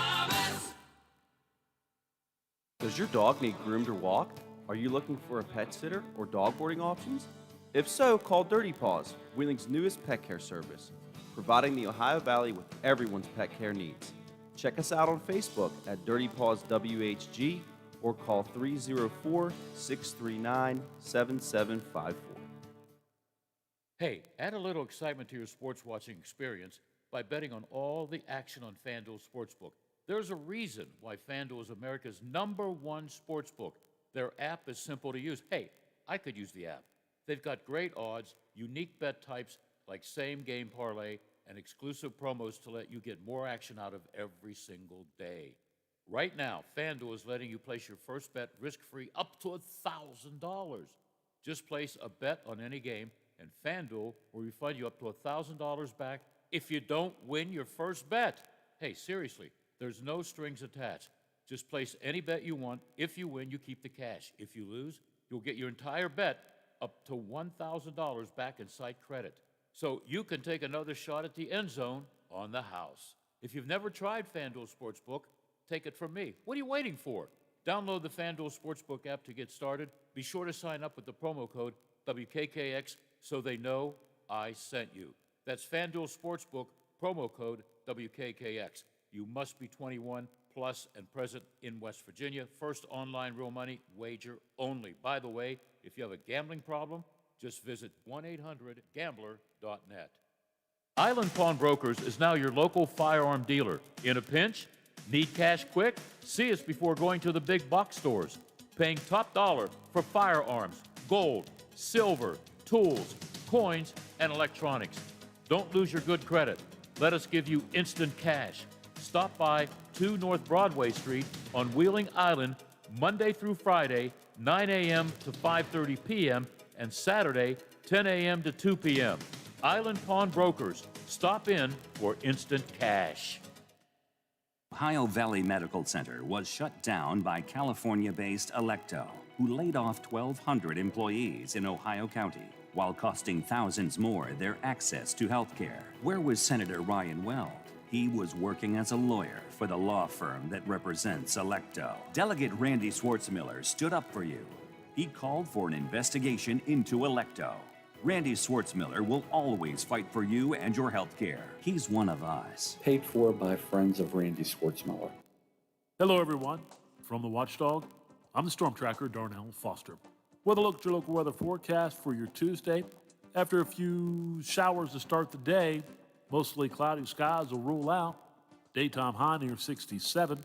Overnight low of 55 under partly cloudy skies.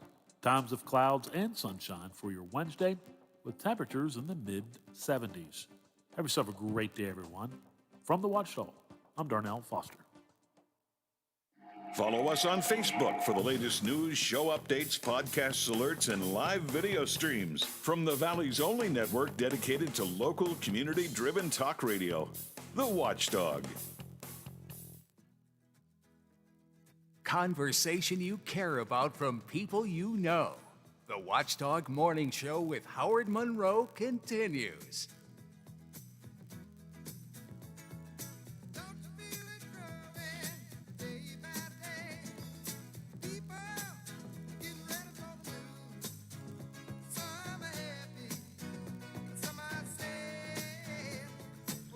$60 degrees at the Wheeling, Ohio County Airport, 60 at the home studios in Elm Grove, and 60 at the Robinson Auto Group Studios, downtown Wheeling, in the heart of the Ohio Valley. I haven't seen any rain coming down, but the deck outside the kitchen here is wet, so I don't know if it rained earlier or not. I guess we're expecting rain throughout the morning and into the early afternoon, as just heard in our morning forecast. Either way, it's another gray, dreary, overcast day. I tell you, Biffy, you know what? As soon as I get off the air at 10, you know what I'm looking forward to? Breakfast? I'm going to whisper this. Sausage, gravy, and biscuits. Good idea.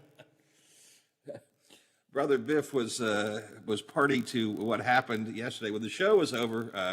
When the show was over and we disconnect from the radio broadcast, Biff and I sometimes keep our conversation going for a couple of minutes. And I was saying to Biff shortly after 10 o'clock, I said, "Oh, I can hardly wait to get some sausage, gravy, and biscuits." And Biff, what happened at that moment? A door opened at that very exact moment. It was, it was like an alarm went off. I said sausage, gravy, and biscuits, and the door to the home studio office here, boom! And there's my wife standing there. What? Sausage, gravy, and biscuits? No. Hey, I'm not making this up. Biff saw this on our video feed and was able to listen to it again. It wasn't over the airwaves, but you can verify that, right, Biff? And then I think the line after that was, "Don't you have a meeting?" Yes. It was. Don't you have a meeting to go to? She's always looking out for me. Always, but Biff said it's like the bat signal went out. I said sausage, gravy, and biscuits, and I mean the S of biscuits wasn't out of my mouth. The final sibilant had not been said when the door, boom.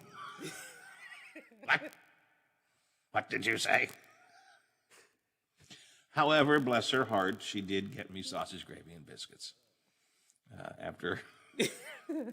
After sternly warning me I shouldn't do that, I had some anyway. So just I do get them almost every day. The timing on it couldn't have been any better if you had planned it.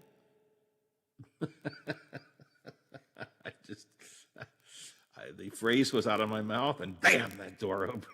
Boom. Just standing there. What's the phrase that Tom Squitieri used about Trump? Looming in the doorway. It was my wife. Oh, bless her heart. She takes good care of me. Somebody's got to.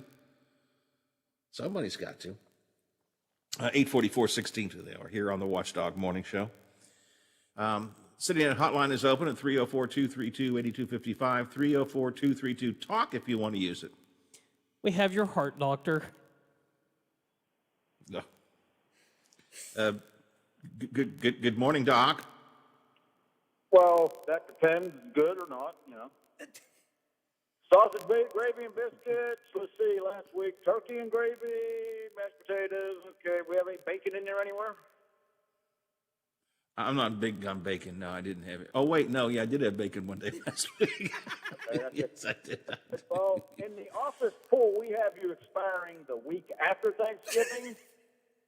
Would you kind of slow down on the sausage, gravy, and biscuits? I don't think you're going to make it.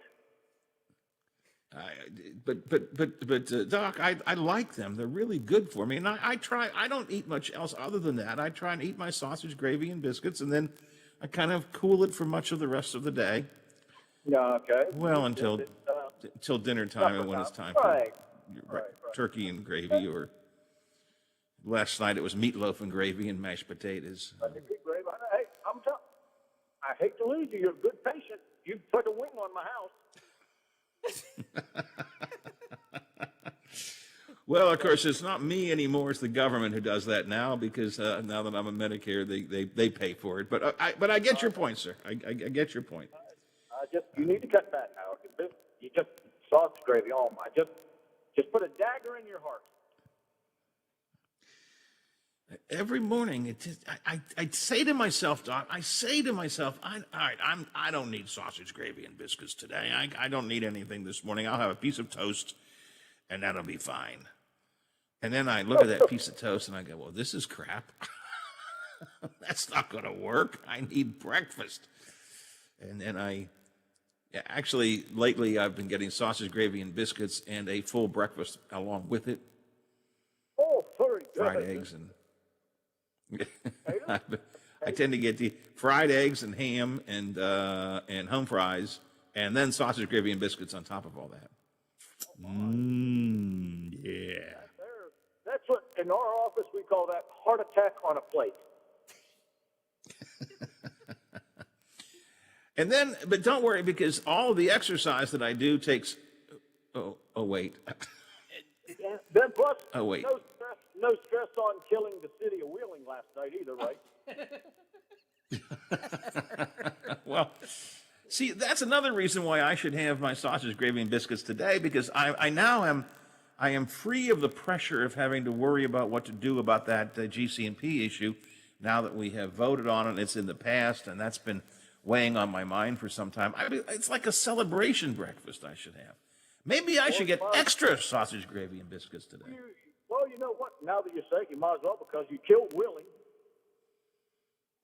I did. We did. Listen, Doc, I know you don't know him as well as I do, but apparently since I've killed Wheeling and we've driven the young people out of town, I may have to help Biff move because apparently since all the young people are leaving, Biff is going to have to go. So if you want to help me when the time comes to move him, we could, you could do that. With one caveat, Doc. Oh, you got to bring the sausage gravy and biscuits. I knew where you were going with that. I just might as well bring you a 55. Hey, Doc, thank you. Well, I don't need that much per day. Maybe a month. A week. Hey, Doc, thank you for your care and concern, and I will try to at least make sure that you hit your. If nothing else, I'll try to make sure you hit your goal of watching me go away on after Thanksgiving. But thanks for your call today. I've got Black Friday if you could accommodate that. Thank you. I'll see what I can do. Thank you very much. 8:48 it does until the hour here on the Watchdog Morning Show. Sure, why not? Steve from St. C is here. Yes, he is. How bad do you wish it was 9 o'clock right now? There's a couple of statements you've made this morning. Call it quits. Yeah, a couple of statements you've made this morning. The whole going to help Biff pack up because you're chasing the young people out of Wheeling. In case you haven't noticed, old Biffer's not so young anymore.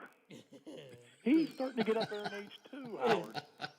So I don't know if we call Biff young. I mean, he's getting to that 40 pretty soon. So.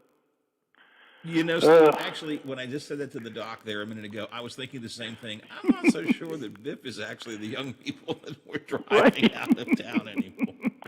That goes to show you how long you two have worked together now.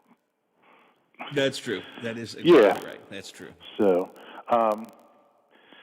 the 20 years on a planning commission, I text you. I got to tell you, Howard, you're getting up there. I mean, you talk about ancient. You've been on a planning commission for a long time. Not ancient. No, not ancient. The rumor I saw this morning is you chased away the Ohio Valley Mall from Wheeling. You chased away West Virginia University. You chased away the state capitol, and now you chased away the Hilltop. I mean, I got to tell you, Howard, boy, you're killing this. Wait, but chased away the state capitol? How old do you think I am? Well, I mean, I don't know, were you born in some 1800s, weren't you? No. Well, I mean, while we're piling on, we might as well get you good today. I think every year I think to myself, have I been on this commission too long? And then I think and I realize, no, the city needs me. And I learned that from other talk show hosts. Sometimes I am just needed here. I understand? I think it's pressure from home. Nancy just saying, if we can get him one more year on that planning commission, he can piss somebody else off. They may take care of this heart attack stuff itself. So, and by the way, I hope that's not the case. I have you on the poll between Christmas and New Year's. Slow down a little bit, buddy. So, I mean, I got to tell you, the money has doubled this year. It was at $330 last year. It's clear up to $700 almost already. So, the longer you go, buddy, the bigger the pot gets. So, keep hanging on, pal. All right, keep Steve. hanging on. We're coming up on your anniversary. Thank you. Thank you for your kindness and help on this matter. 9 before the hour here on the Watchdog Morning Show.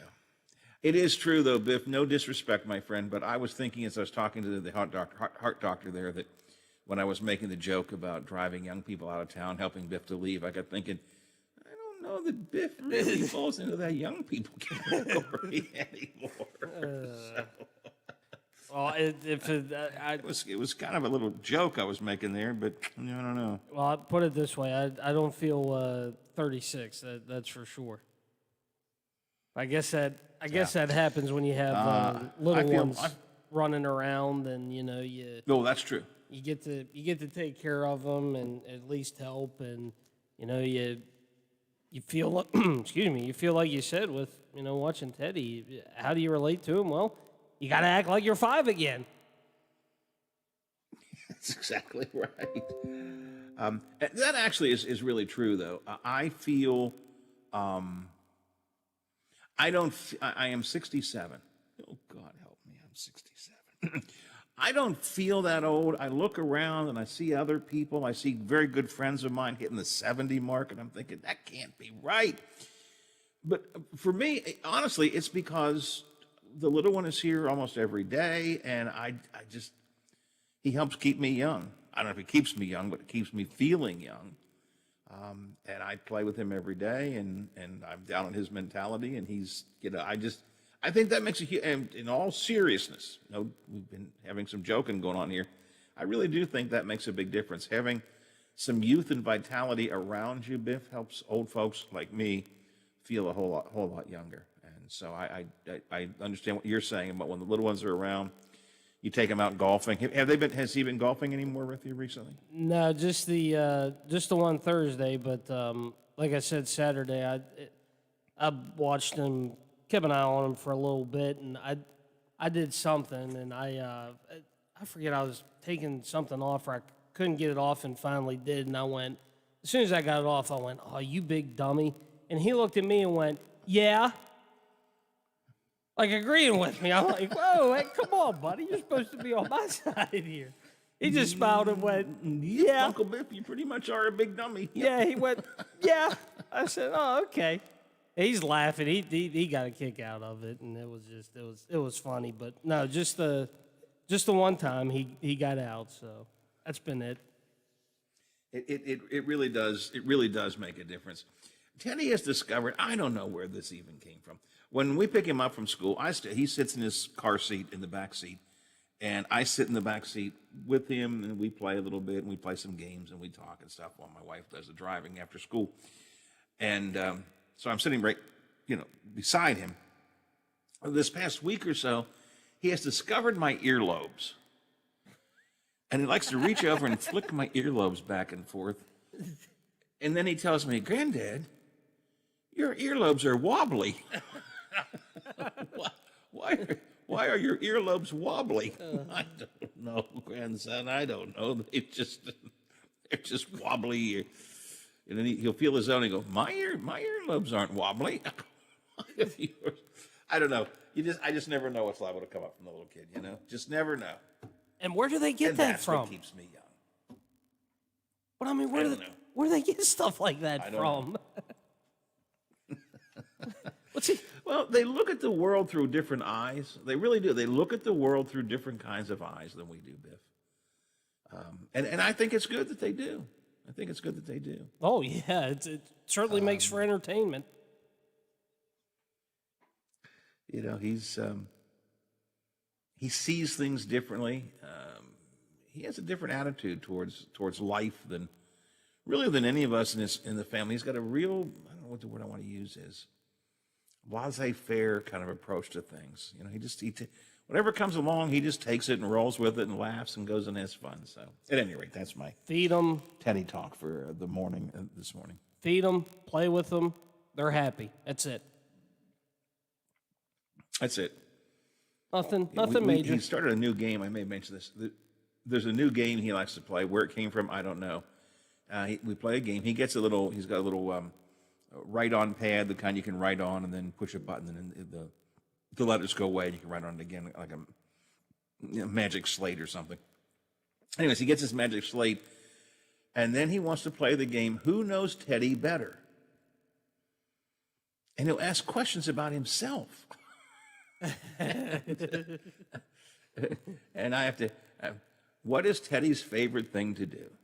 Play. Yes, you are right, Granddad. What is Teddy's favorite color?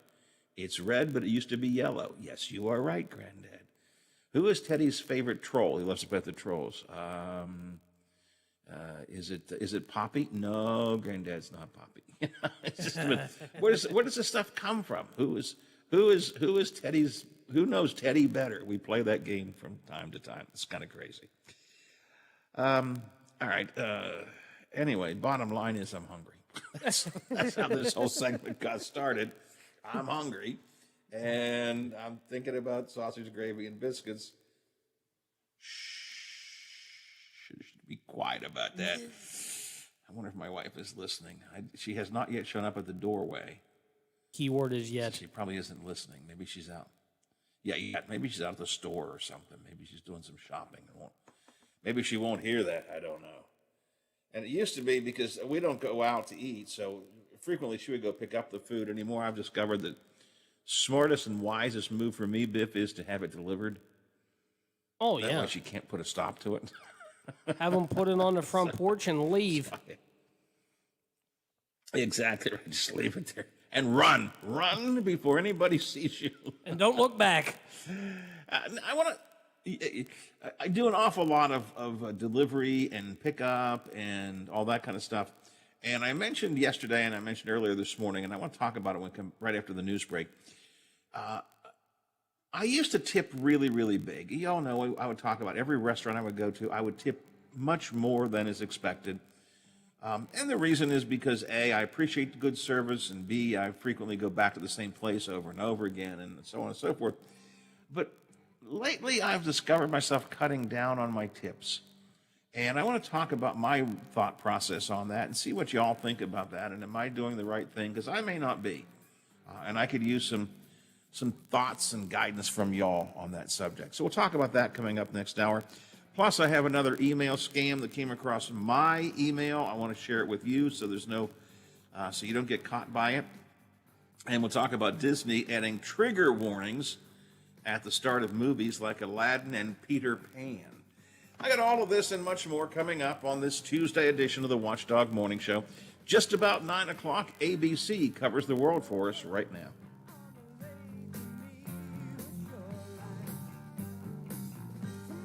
The Watchdog is FM 98.1, AM 1600 WKKX Wheeling, FM 97.7, AM 1370 WVLY Moundsville. The ABC News is brought to you by Thomas Auto Centers, Mall Road, St. Clairsville. Get the best deal at Thomas Auto Centers. I'm Dave Packer. Breaking this.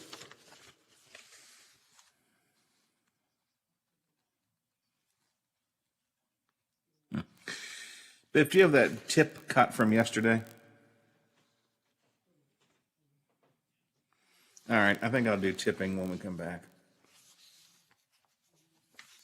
Thank you. Actually, I did want to get some COVID stories in first, but we'll do tipping in the first half hour at least, probably. Okay. All right. Also, I need some more coffee, and plus I have to go and explain why I should have sausage, gravy, and biscuits. So I'll be back in a minute. Yeah.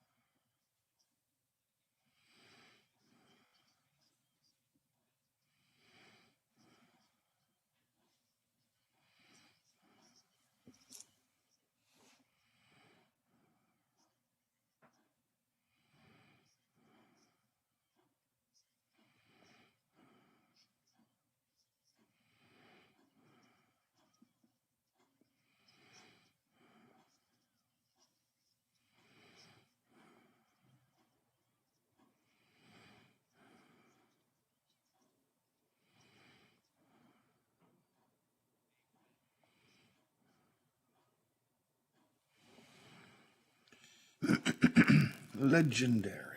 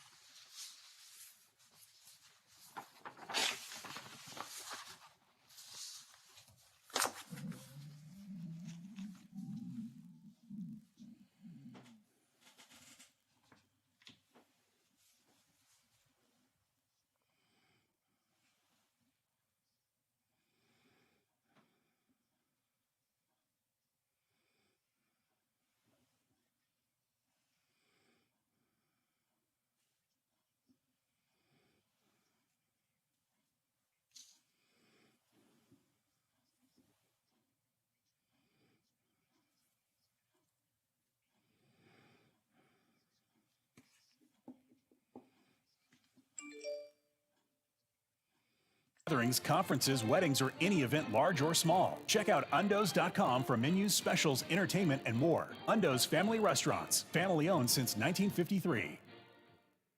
Ohio Valley Medical Center was shut down by California-based Electo, who laid off 1,200 employees in Ohio County, while costing thousands more their access to health care. Where was Senator Ryan Weld? He was working as a lawyer for the law firm that represents Electo. Delegate Randy Schwartzmiller stood up for you. He called for an investigation into Electo. Randy Schwartzmiller will always fight for you and your health care. He's one of us. Paid for by friends of Randy Schwartzmiller. Oh, there's something so real about living local. And I know without a doubt I'm not alone.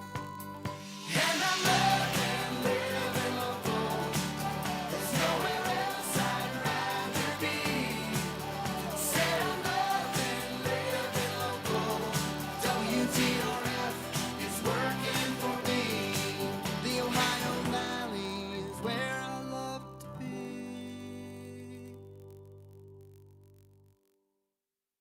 For all of your IT needs, visit omniperforms.com. Omni Strategic Technologies, the only IT company that the watchdog trusts. Hello, everyone.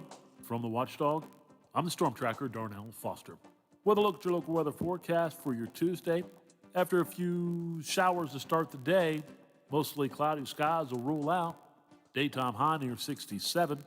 Overnight low of 55 under partly cloudy skies. Times of clouds and sunshine for your Wednesday with temperatures in the mid-70s. Have yourself a great day, everyone. From the Watchdog, I'm Darnell Foster. The views and opinions expressed on the following program are not necessarily those of this station or its sponsors. Do you know what day it is? It's Tuesday morning now. Give it to me straight. Are you really a radio DJ? I don't really know. Got any advice? Good radio is preparation. The other part is just making sure that you don't burp into the microphone. When you fake it till you make it. Any other advice? You give the people what they want. And just have fun with it, follow your instincts. Hey, and let the show begin.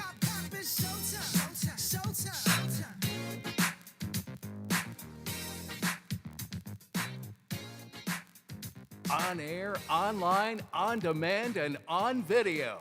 This is the Watchdog Morning Show with Howard Monroe.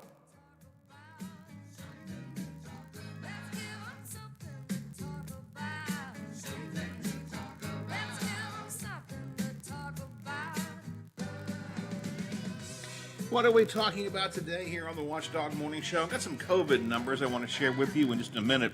At least 2 more Panhandle schools are going remote because of COVID. A 3rd COVID death in Marshall County and an 8th death in Ohio County. Numbers across the Mountain State are rising. The Presidential Debate Commission plans to mute their microphones during this week's Trump-Biden debate. It'll be interesting to see how Donald Trump responds to that. Wheeling Planning Commission unanimously agreed last night not to revise the comprehensive plan that would have allowed a hillside development to occur on top of Woodsdale Hill. Apparently, I have destroyed the city of Wheeling in that vote, according to some of the comments I'm seeing on Facebook this morning. I used to tip big all the time, but I'm tipping less these days, and I want to get your take on that and see if you concur with me or if I'm off base. And I honestly admit I might be off base. Plus, we'll talk about the scariest horror movies, Americans' most searched for fear, and some classic Disney movies are getting new trigger warnings. All of that coming up this morning here on the Watchdog Morning Show. Going to be gray skies and rain for gray skies all day, rain for at least the morning and into the early afternoon. We should perhaps see a cutback on rain later, but the sky's still going to be gloomy and gray and dreary. Daytime high up to around 64 today. Next 2 days are great, though. Mid-70s tomorrow with sunshine and blue skies. Low 70s on Thursday, sunshine and blue skies. Right now it is cloudy and 61 degrees. We picked up one little soldier. 61 degrees at the Wheeling, Ohio County Airport. 61 degrees at the Robinson Auto Group Studios downtown Wheeling in the heart of the Ohio Valley. It is 9/11. I stepped out during the break, Biff. I think she took my credit card. Oh, no. Uh-oh. Yeah, because my wife had to leave and go to she had an appointment. And I said, well, could you, maybe on the way back, you could pick up the sausage gravy. And did you hear those people on the radio?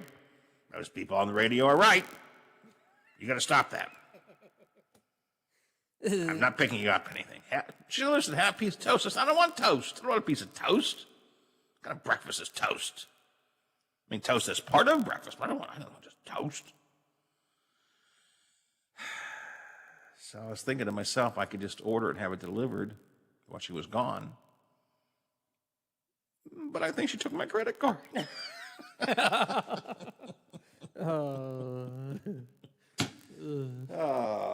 man. Can't win, can you? Set on it. I can't. I mean, I just can't. I order out a lot. And let's be clear, I joke a lot about how much I eat, and I don't eat as much as it sounds like I do on the radio, although I do have sausage, gravy, and biscuits frequently. But I'm not, like, gluttonous. You all stop thinking of that. I'm not gluttonous. I really am not. But I do order out a lot. And 90% of the time it's, probably 70% of the time it's delivery, 30% of the time it's pickup. And of course, when you place your order, they ask you, do you want to leave a tip? And I have always been one to tip very large. We've talked about this on the radio show for years. I've always tipped much better than expected in a restaurant in particular because, well, several reasons. Number one, I understand these people work very hard and they can use the extra money. I do get that. Number two, I come back to the same place frequently, and I want them to remember me and treat me well when I come back as a repeat customer. And number three, I do tip for good service. If somebody treats me especially well, I want to treat them well as well. But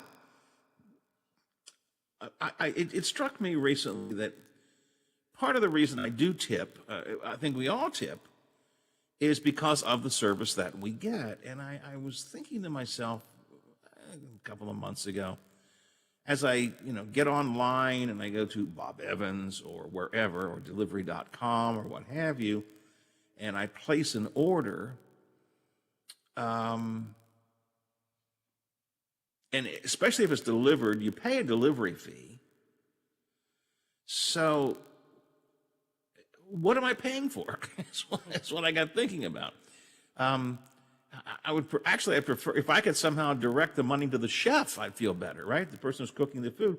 Because when you order online and it's delivered to you, there really isn't any intermediary waitress server service, right? I mean, you get what I'm saying, Biff? Yeah. I mean, just, Yeah, I follow. I place an order. I do it electronically.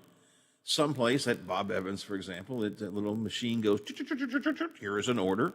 And somebody rips that order off and takes it back to the kitchen, and the kitchen cooks it and then puts it up, and then somebody puts it in a box and brings it out here. For delivery, the delivery service pays for them to do that.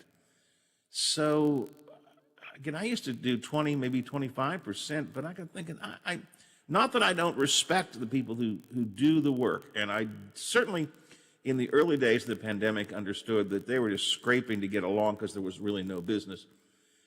I've cut down. I used to do a minimum of 20%. Now I cut my tipping down to 15%, if not less than that, if I can. Now, I'm curious whether you all think I'm right or I'm wrong, and feel free to text me on this. And I mean this sincerely. I'm not sure that I am right. Okay, I think it's possible that I'm thinking wrong about this. But it just struck me that I don't know what I'm paying when I'm tipping on a online order that is delivered. What is my tip going for? Who's getting that tip, and why am I tipping them? That's kind of my thought. I want your take on it. 304-214-1600. 304-214-1600. And if you're a server, explain to me why I should be tipping you. Well, if I go down and sit down at a restaurant, Biffy, if I go to Generations or I go to the West or what have you, or the new Alpha Tavern one of these days, I'll give that a try. If I go and I sit down and someone comes to my table and says, what do you want? And I say, well, do you make a recommendation? And they say, well, try the French fries. And I have that. And they go and they get it and they bring it back. They bring me my drink. And when I want more drink, I get another drink. And, they bring me my food. And they're actually doing something. But when I place an online order purely for delivery, I push some buttons. Somebody rips the thing off at the store, gives it to the cook. Cook says, here's your food. They put it in a box and they bring it to me. I don't know that I'm getting any service. And I'm not being mean or nasty. I just don't know that. So I would be curious again what you think, if you think I'm right or wrong on this. Because if I will totally accept you telling me that I'm wrong. And I would really love to hear from servers in particular. How do you feel? How do you feel about what I just said? I mean, what service am I getting from you as a server when I order online and it's delivered to me? Now, my wife often says she's embarrassed again going back to Bob Evans, Biffy. They just know her by name now. It's not a joke. It's not a joke.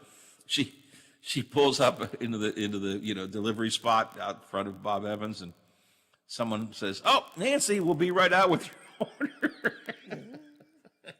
My wife says to me, "I am so embarrassed." Don't feel bad because my grandfather, when he was still with us, for our birthdays, and it didn't matter who it was, he would always go, and I know I've told this story before, but I'll tell it again. He would always go to Giant Eagle and get a cake. It was chocolate cake, chocolate icing with blue lettering. And it didn't matter if you didn't want chocolate or not, that's the same cake that everybody got. So over the years, he would go in the bakery and everything. Not only did I think they knew him by name, I think they knew the entire family by name, because they knew when he came in what he was ordering. So, he'd go in, and I think the people there knew him by name and whose birthday it was when he would go in. Because for years, and it didn't matter who it was, that's what everybody got. Chocolate cake, chocolate icing, blue lettering. And he did that for years. First of all, let me say I've had a great desire for chocolate cake lately, and we haven't had any, so now you're just making me even hungrier because I really have had a great desire for chocolate cake. But, after a while they get to know you. I know that when I was I don't go out to the stores.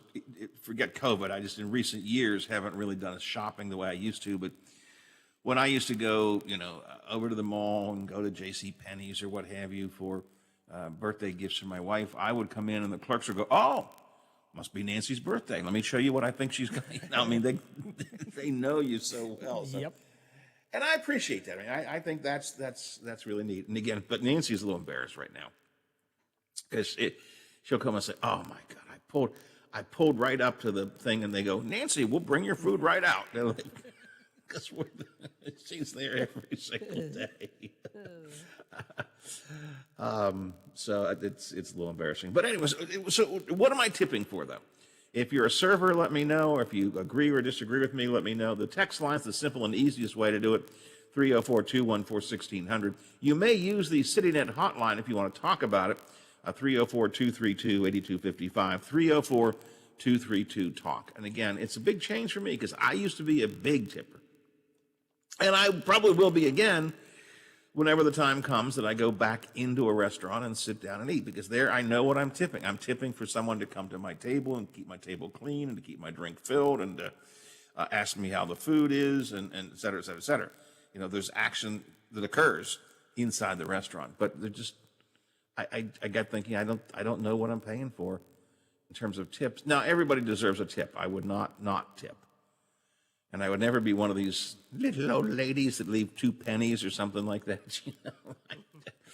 I see people doing that. I guess I shouldn't make fun of little old ladies since I'm a little old man. But I do see these little old ladies that are, counting change out of the little change purse, Biffy. "I think we'll leave this little girl a quarter and maybe an extra nickel." So no, leave people something. So I believe in tipping, but again, I cut my amount of tips down. So tell me what you think, 304-232-8255, or that's the CityNet hotline. You can call if you'd like to, or text me, 304-214-1600. Now, there are still stories circulating around of people leaving unusually large tips for a variety of reasons. Up in Canada recently, parts of Canada had to clamp down this month to slow the spread of COVID. And so as a result, restaurants had to close their dining rooms in some parts of Canada.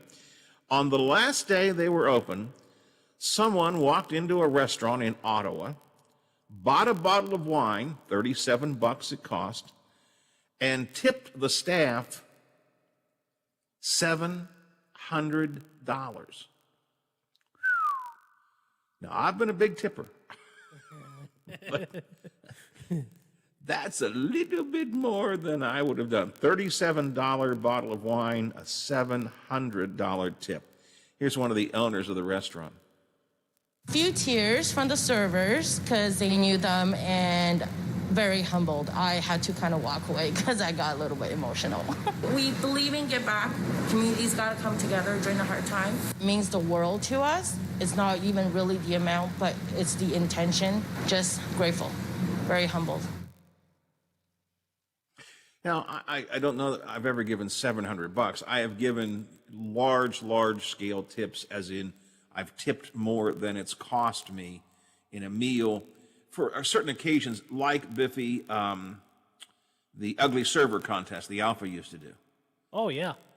Where they were raising money for a particular cause. Now, there's a case where I, over the course of a season, would give maybe a couple $100, not all at one time, but I would do that. So I have, I might have a meal that's $50 and leave another $50 quote tip, if you will. Of course, you pay first of all, you tip, and then you add on to that the donation. So in cases like that, I have given large amounts of money. If I haven't, sometimes I do, sometimes I'm poor, but when I have it, I do. But I can't imagine going in, buying a $37 bottle of wine and leaving a $700 tip. By the way, if I could find that guy, I'd like to serve him somehow, some way, someday. If you understand what I'm saying. Let's see. Off the text line, Howard, for delivery, the driver is usually an independent worker. They use their car, their own gas, and without a tip, the delivery fee doesn't cover the expense. Also think that they are, this is off the text line, also think they're getting your food and bringing it straight to you, unlike a waiter working 5 to 10 tables at a time. Well, okay, I get that. That's a good point. If I'm in a restaurant and whatever I leave, probably 4 or 5 other tables that the server has are leaving the same amount of tip or close to it. Delivery, it's just me. They pick up my food, they bring it straight to me. They're not dealing with anybody else at that moment. That's actually a good point. This texter says, I tip delivery at least 25% because they can usually see the tip before they pick up their food, so you might go to the top of the list. But I will tell you, recently I've asked a couple times delivery drivers, have you already gotten your tip, or is your tip figured in, or I forget how I phrase it to them, and they've said yes. So I guess maybe different places do it different ways. Maybe the delivery, and maybe the tip itself goes to the delivery driver, I guess. Maybe that's where it comes from. I don't know. Very good point. Good point. You can text me if you, again, that's why I'm asking. I'm looking for a different perspective on this. Feel free to text me, 304-214-1600, or feel free to call me if you would like to at 304-232-8255. It's 9:26 in the morning, 61 degrees. I want to talk about COVID coming up in a minute. And I want to talk about our friends at FanDuel right now. Got games coming up all over the place this weekend here on the Watchdog, including the Browns and the Bengals, or the Brownies and the Bungles, if you don't mind me using pejorative nicknames. But if you're interested in placing some bets on any game of any kind in the NFL, you might want to give a special consideration to the same game parlays on FanDuel Sportsbook. All you do is combine multiple bets from one single game. Again, maybe the Browns-Bengals game. You take a couple of different bets inside the FanDuel app, and you combine them into one single bet in a single parlay. This way, the payouts are even bigger when you win. And what's cool is that FanDuel will refund the first same-game parlay you lose on any NFL game each week up to $10. That's each week up to $10. That means you can bet a different same-game parlay risk-free every NFL week all season long. So whether you just want to pick a Monday night football game or Thursday night game, or go through the lineup on Sundays and see what you think makes the most sense, or maybe you have team favorites. If you're a Browns fan, a Bengals fan, a Steelers fan, you want to place some bets there, feel free to do that. Whatever you choose to do, go ahead and bet them. You get $10 back if you don't win. Now, there is a catch, and that is this. FanDuel is the only sportsbook app that has the same game parlay bets. So, if you do not already have a FanDuel account, just use my name, Monroe, in the promo code box, MONROE, when you sign up. That way they know that we sent you from the Watchdog Morning Show. You must be 21 or older. You must be physically present in West Virginia or Pennsylvania. The refund is issued as a non-withdrawable site credit. It expires in 7 days. The maximum refund is $10. Terms do apply. If you have a gambling problem, don't pick up FanDuel. Pick up the phone and call 1-800-GAMBLER or visit www.1800gambler.net. 7:28 on the Watchdog Morning Show. A serious injury from an accident. Good.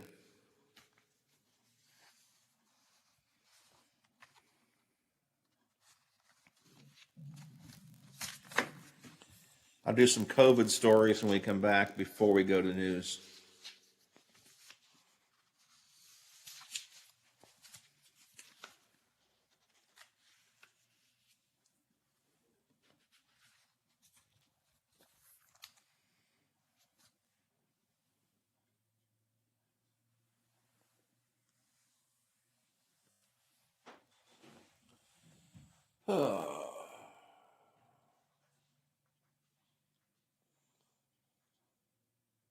Get spent here over and over. Presented by the Wheeling Chamber of Commerce, supporting our local economy, and Omni Strategic Technologies, 35 years of helping clients perform without limits in the Wheeling area and beyond. Throughout the Ohio Valley, back to school is looking different. Each day, parents, teachers, students, coaches, and administrators are finding solutions to situations that are unprecedented. All of us at the Highlands appreciate everything you are doing and are here for the items you need. Visit hitthehighlands.com for the current guidelines and updated contact information of our retailers and restaurants. Ohio Valley Medical Center was shut down by California-based Electo, who laid off 1,200 employees in Ohio County while costing thousands more their access to health care. Where was Senator Ryan Weld? He was working as a lawyer for the law firm that represents Electo. Delegate Randy Schwartzmiller stood up for you. He called for an investigation into Electo. Randy Schwartzmiller will always fight for you and your health care. He's one of us. Paid for by friends of Randy Schwartzmiller. Hello, everyone. From the Watchdog, I'm the Storm Tracker, Darnell Foster. With a look at your local weather forecast for your Tuesday. After a few showers to start the day, mostly cloudy skies will rule out. Daytime high near 67. Overnight low of 55 under partly cloudy skies. Times of clouds and sunshine for your Wednesday with temperatures in the mid-70s. Have yourself a great day, everyone. From the Watchdog, I'm Darnell Foster. And here he goes. West Virginia football. He's going to go all the way in. Touchdown. Lives here. And here we go. A home run ball deep downfield. And he makes the catch. Right up the middle he goes. He's on his way. It's a foot race. He's going to score. 15, 10-foot. End zone. Touchdown. West Virginia. Tune in Saturday when the Mountaineers hit the road to face Texas Tech. Only on your home for Mountaineer football. The Watchdog. It's your turn to talk. From politics to pet peeves, get it off your chest and on the air. The Watchdog Morning Show with Howard Monroe continues.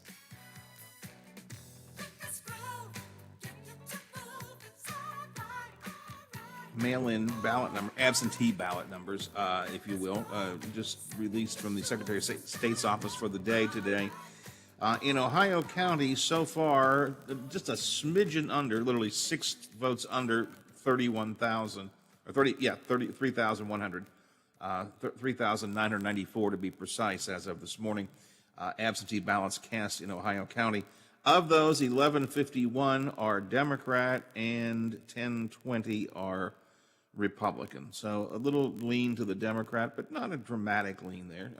Still, both Democrats and Republicans are using the mail-in ballots in Ohio County. And Marshall County has a total of 2,147 mail-in ballots received so far. Of those, 790, I'm sorry, let me pull this up here. I have these numbers somehow are not right. 7,000, okay, so it's actually 21,000 in Marshall County. 7,900 are Democrats, 7,800 are Republicans. So again, a little difference, but not a dramatic difference between Democrats and Republicans. At any rate, bottom line is that more and more folks are getting their ballots in. So by all means, if you can do mail-in, hopefully you've received your mail-in ballot. If you haven't, be sure to mail it in West Virginia, and be sure to find out where it is if you haven't got it yet. Fill out your ballot application if you haven't done that, and then mail them in. Or tomorrow begins early voting. You can just simply go and vote at the county clerk's office in West Virginia tomorrow. So just some numbers there I thought you might be interested in. Here's some other numbers. These are COVID numbers. The Marshall County Health Department yesterday announced the 3rd death of a Marshall County resident from COVID, a 77-year-old man that had been hospitalized on a ventilator. So 3rd death in Marshall County. Also, Howard Gamble of the Ohio County Health Department announces this morning the 8th death in Ohio County. 8th death of an Ohio County resident from complications related to COVID. The individual had been hospitalized at the time of their death. Ohio County reports a total of 462 cases. And where is the Marshall County total number? I don't have the total number in front of me here. Sorry about that. But anyway, so a third death in Marshall County, an eighth death from COVID in Ohio County. In the meantime, 2 schools in Marshall County have had to shut down, or go specific, I shouldn't say shut down, go to remote learning, in-person instruction suspended. They're suspending in-person instruction at John Marshall High School and Moundsville Middle School for the remainder of this week in Marshall County. Wheeling Park High School, of course, had already announced they were going remote all this week as well because of COVID concerns in the schools. West Virginia has set a record for the second straight week for the number of weekly statewide confirmed coronavirus cases. 1,644 positive cases through this Sunday. The previous mark had been the previous week of 1,350.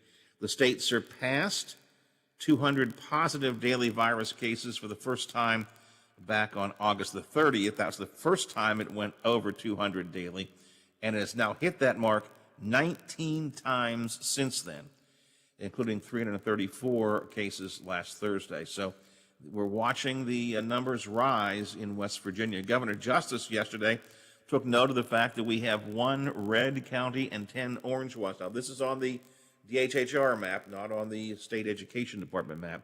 But we have 1 red county, 10 orange ones, and the orange counties: Berkeley, Morgan, Pendleton, Monroe, Doddridge, Clay, Wirt, Jackson, Wayne, and Mingo. Wyoming County has turned red.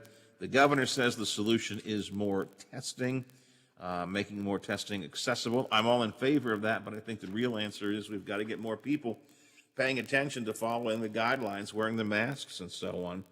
Governor said we've still got some stormy seas in front of us. The R0 rate, which is the reproductive rate, or essentially a measure of community spread, is once again above 1. Once you get above 1, it means you have community spread. West Virginia's R0 rate yesterday morning was 1.02. New numbers will come out in about half an hour or so. But as of yesterday, 1.02. If the R0 is above 10, the virus will spread quickly. If it's below 10, the virus will stop spreading. So some of you you all make fun of me. I'm fear-mongering, and you don't understand how it's not that big a deal. It is a big deal, and we are watching it rise dramatically. Clay Marsh, the state COVID responder in West Virginia, says it's going to get worse. It's going to get worse. 10 states yesterday reported their highest single-day case counts for coronavirus. And as I mentioned yesterday, hospitalizations are on the rise across the country, and there are now a couple of states where they're beginning to say they are once again, as happened way back in the spring in the beginning of this, some states have so many hospitalizations they're running out of ICU beds for COVID patients. We are not out of these woods at all. In fact, the woods are getting thicker and thicker right now. And the other thing that Clay Marsh said yesterday is that all age groups are now starting to be affected. All age groups are being affected. So we have, and let's see, I think, is it Valley High is finally going back. They were off for a couple of days. West Liberty Elementary had been shut down for a couple of days last week, although that was a staffing issue. Wheeling Park High School is on remote. John Marshall's now on remote. Moundsville Middle is on remote. I feel like I'm forgetting something. Am I forgetting one, Bippy? Can you think of one? I just feel like there's another school system I'm forgetting. Or not school system, but individual schools that are on remote. I don't think. And I think that's all of them.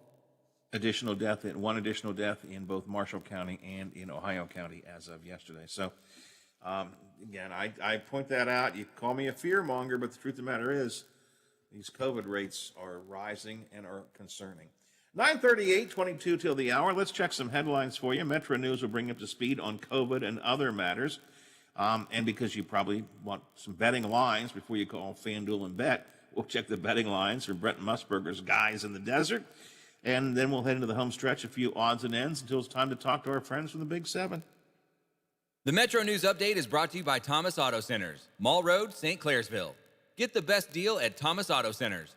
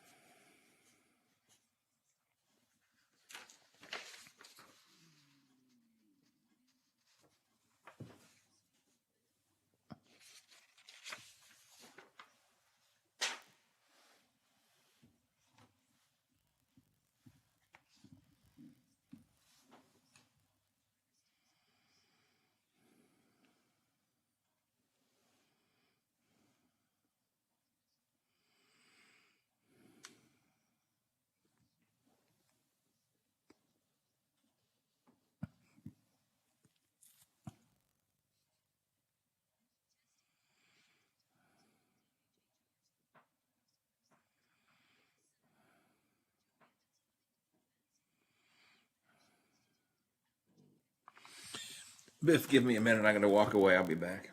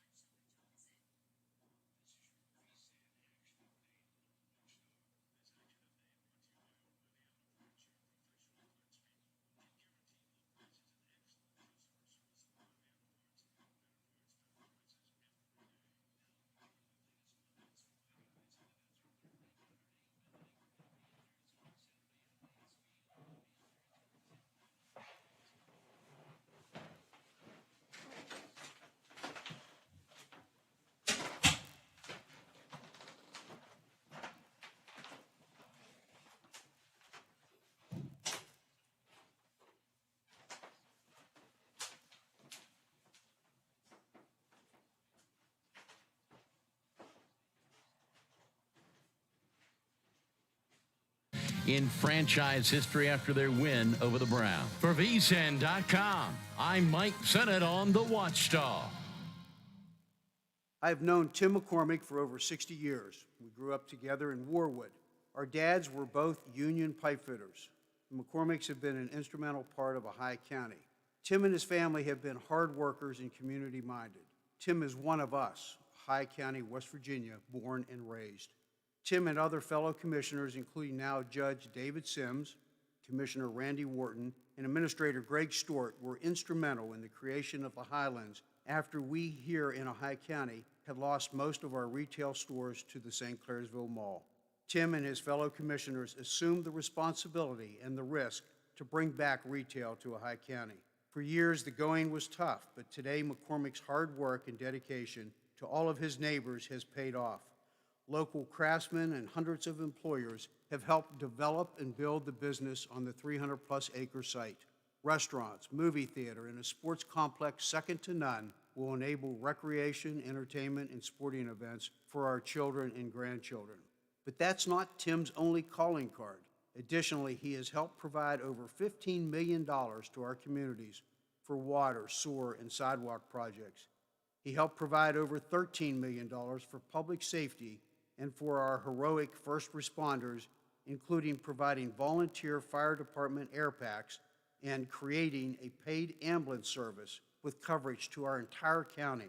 And let us not forget Tim's help in making sure we kept our animal shelter for our furry friends in a functioning 911 center to help us and our loved ones in time of need.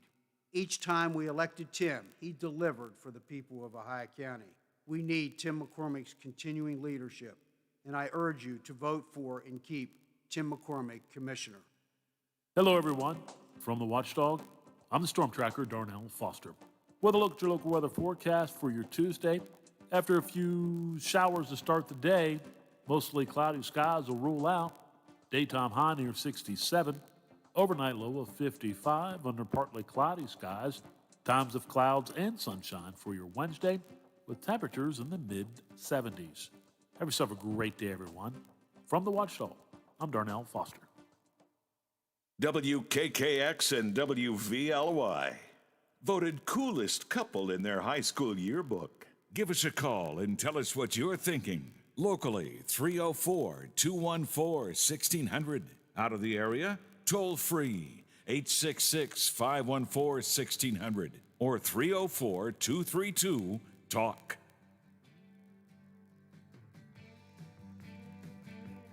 He rambles, he rants, and sometimes he sings. The Watchdog Morning Show with Howard Monroe continues.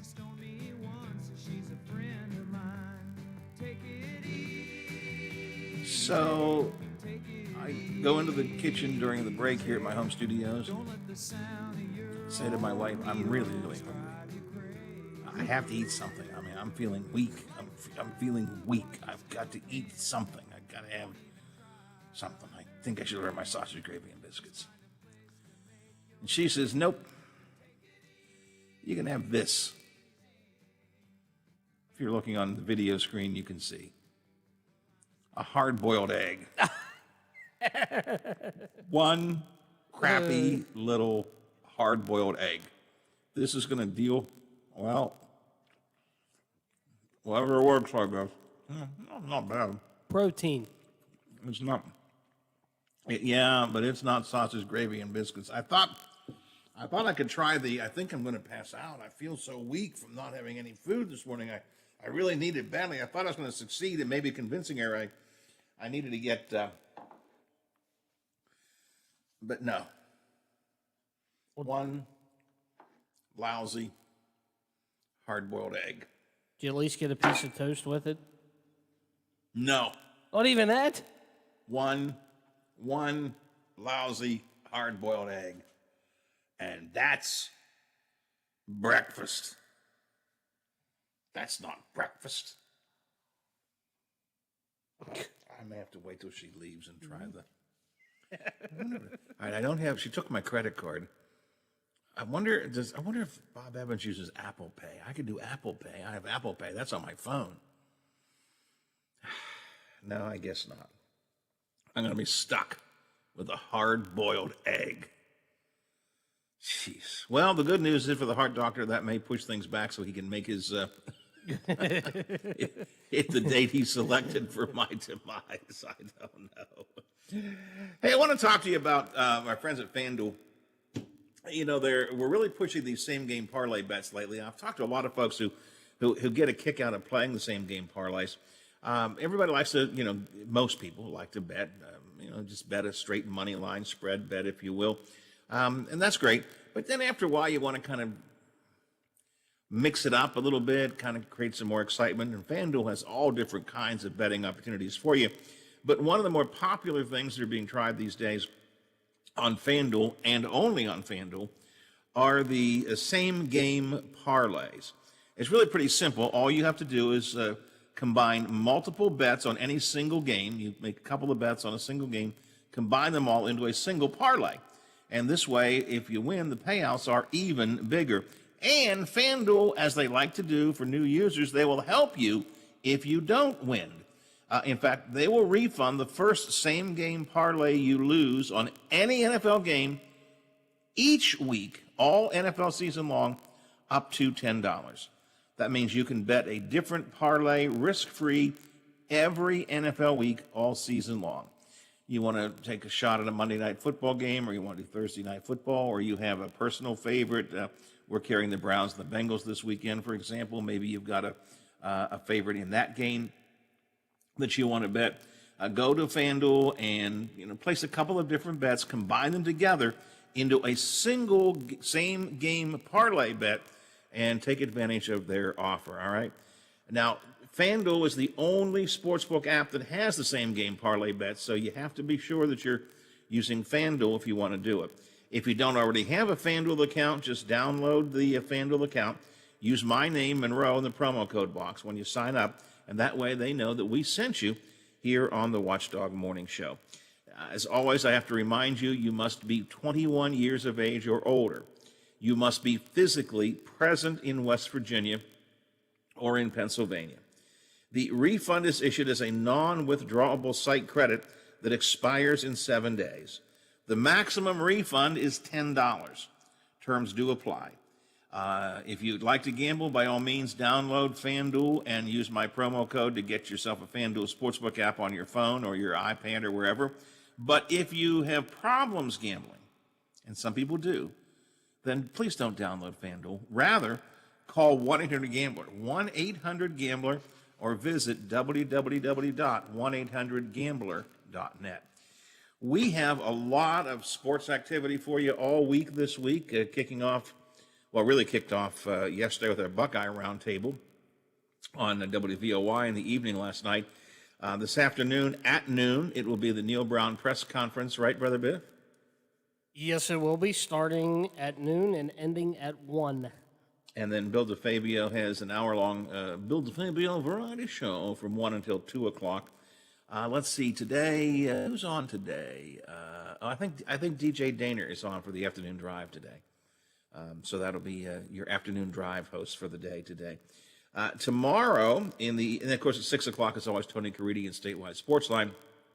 Tomorrow night, when Tony is done, it becomes High School Sportsline at 7 o'clock. Fred Persinger and the gang from Metro News have all the high school info that you need all across the state. That's at 7 o'clock tomorrow night on WKKX and WVOY. Thursday night, it is the Ryan Day radio show, the Ohio State Coaches radio show. Friday, we have a full slate of football for you on the high school front, Biffy. Yes, and I should mention, too, it's not on for Thursday, but the Neil Brown show, Thursday from 6 to 8, we will have that as well on Thursday night. Good. And then, Friday we have 2 games, one on each station. Wheeling Park at Brook at 7 o'clock on AM 1600 and 98.1. That is the OVAC game of the week. And then also at 7 on AM 1370 and 97.7. We have Shady Side at East Knox. And I did get a text where East Knox is. If you know where Newark, Ohio is. Oh, yes, know quite well. Head north. It's about 40 minutes north of Newark. That is where East Knox is, and that is where Shady Side will be traveling on Friday. Okay. Newark is where Bob Ney lives, and so I've been to his place before, so that's okay, so I'm familiar with Newark. Okay, all right. And then when Biffy is done, when the games are done tonight, of course, we have the fifth quarter scoreboard show, and Brother Biff will give you all the scores around the Upper Ohio Valley. When Biff finally wears down, he calls in Fred and Dave from Metro News, and they have game night for us, continuing up until midnight. So we have a couple of games, lots of scores, lots of info for you this evening.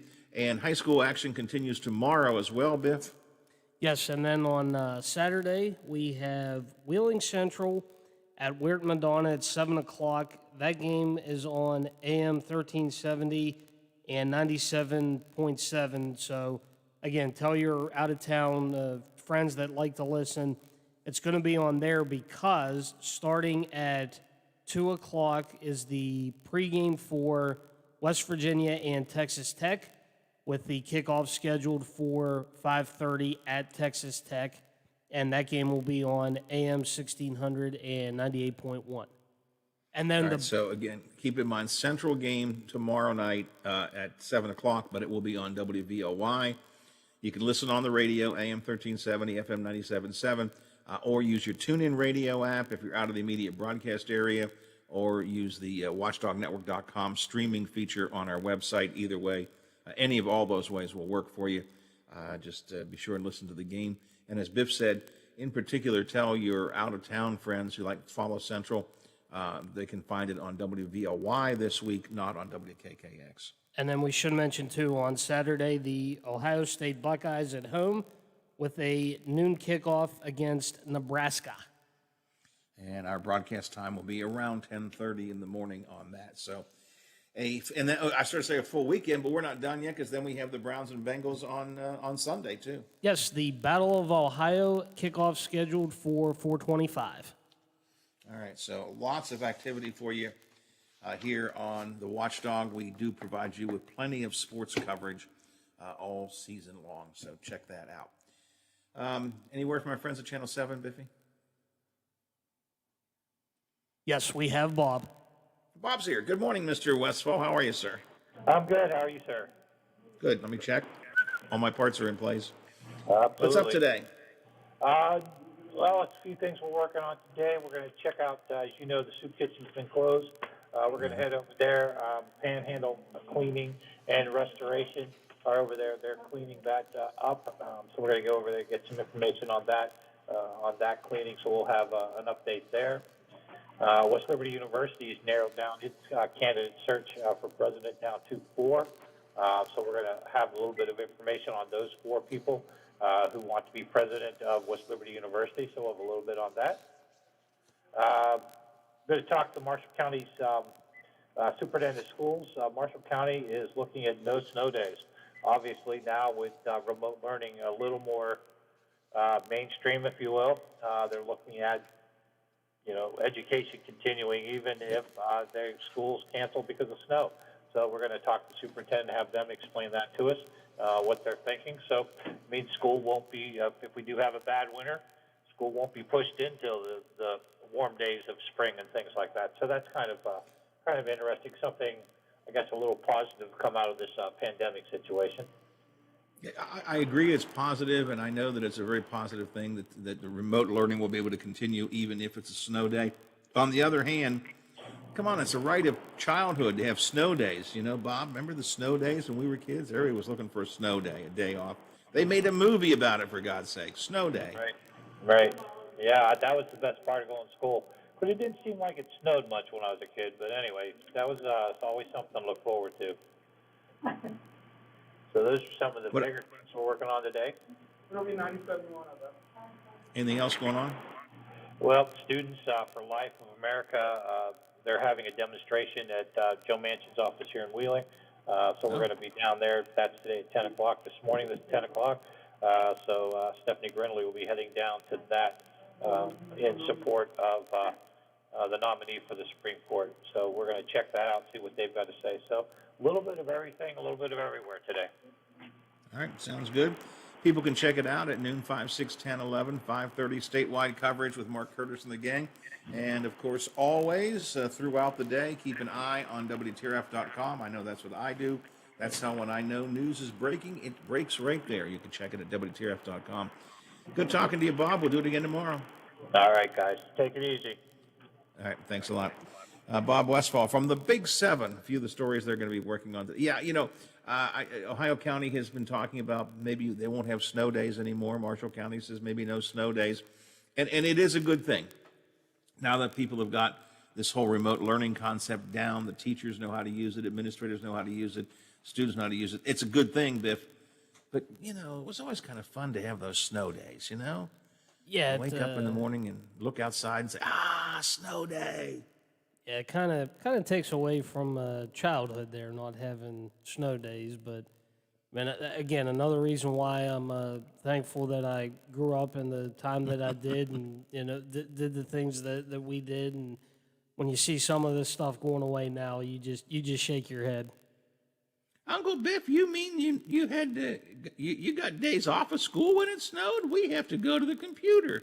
Yes, that's true. We had a whole day off.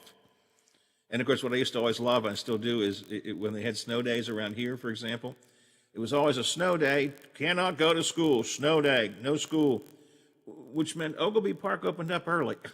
I was like, I don't know. They knew what they were doing. That's exactly right. All right, I'm not opening up. I'm closing up for the day. Time for me to say sayonara, see you, bye-bye, farewell. I got to go. I got to get out of here. Mr. Kirchhoff has the calm coming up next. As for me, good Lord willing, creeks don't rise, bat phone doesn't ring, I don't get impeached, I don't retire, ticker keeps on ticking, and it may last longer because I guess I'm not having sausage, gravy, and biscuits today, as the wife doesn't know. And I don't overeat myself to death. And Teddy says it's okay to go back to work tomorrow, Granddad. I'll be back tomorrow morning, 7 o'clock when they go running the big gig. Are you back with me, Biffy? I'm back for a Wednesday. We will keep on doing it until we get it right. That could be a long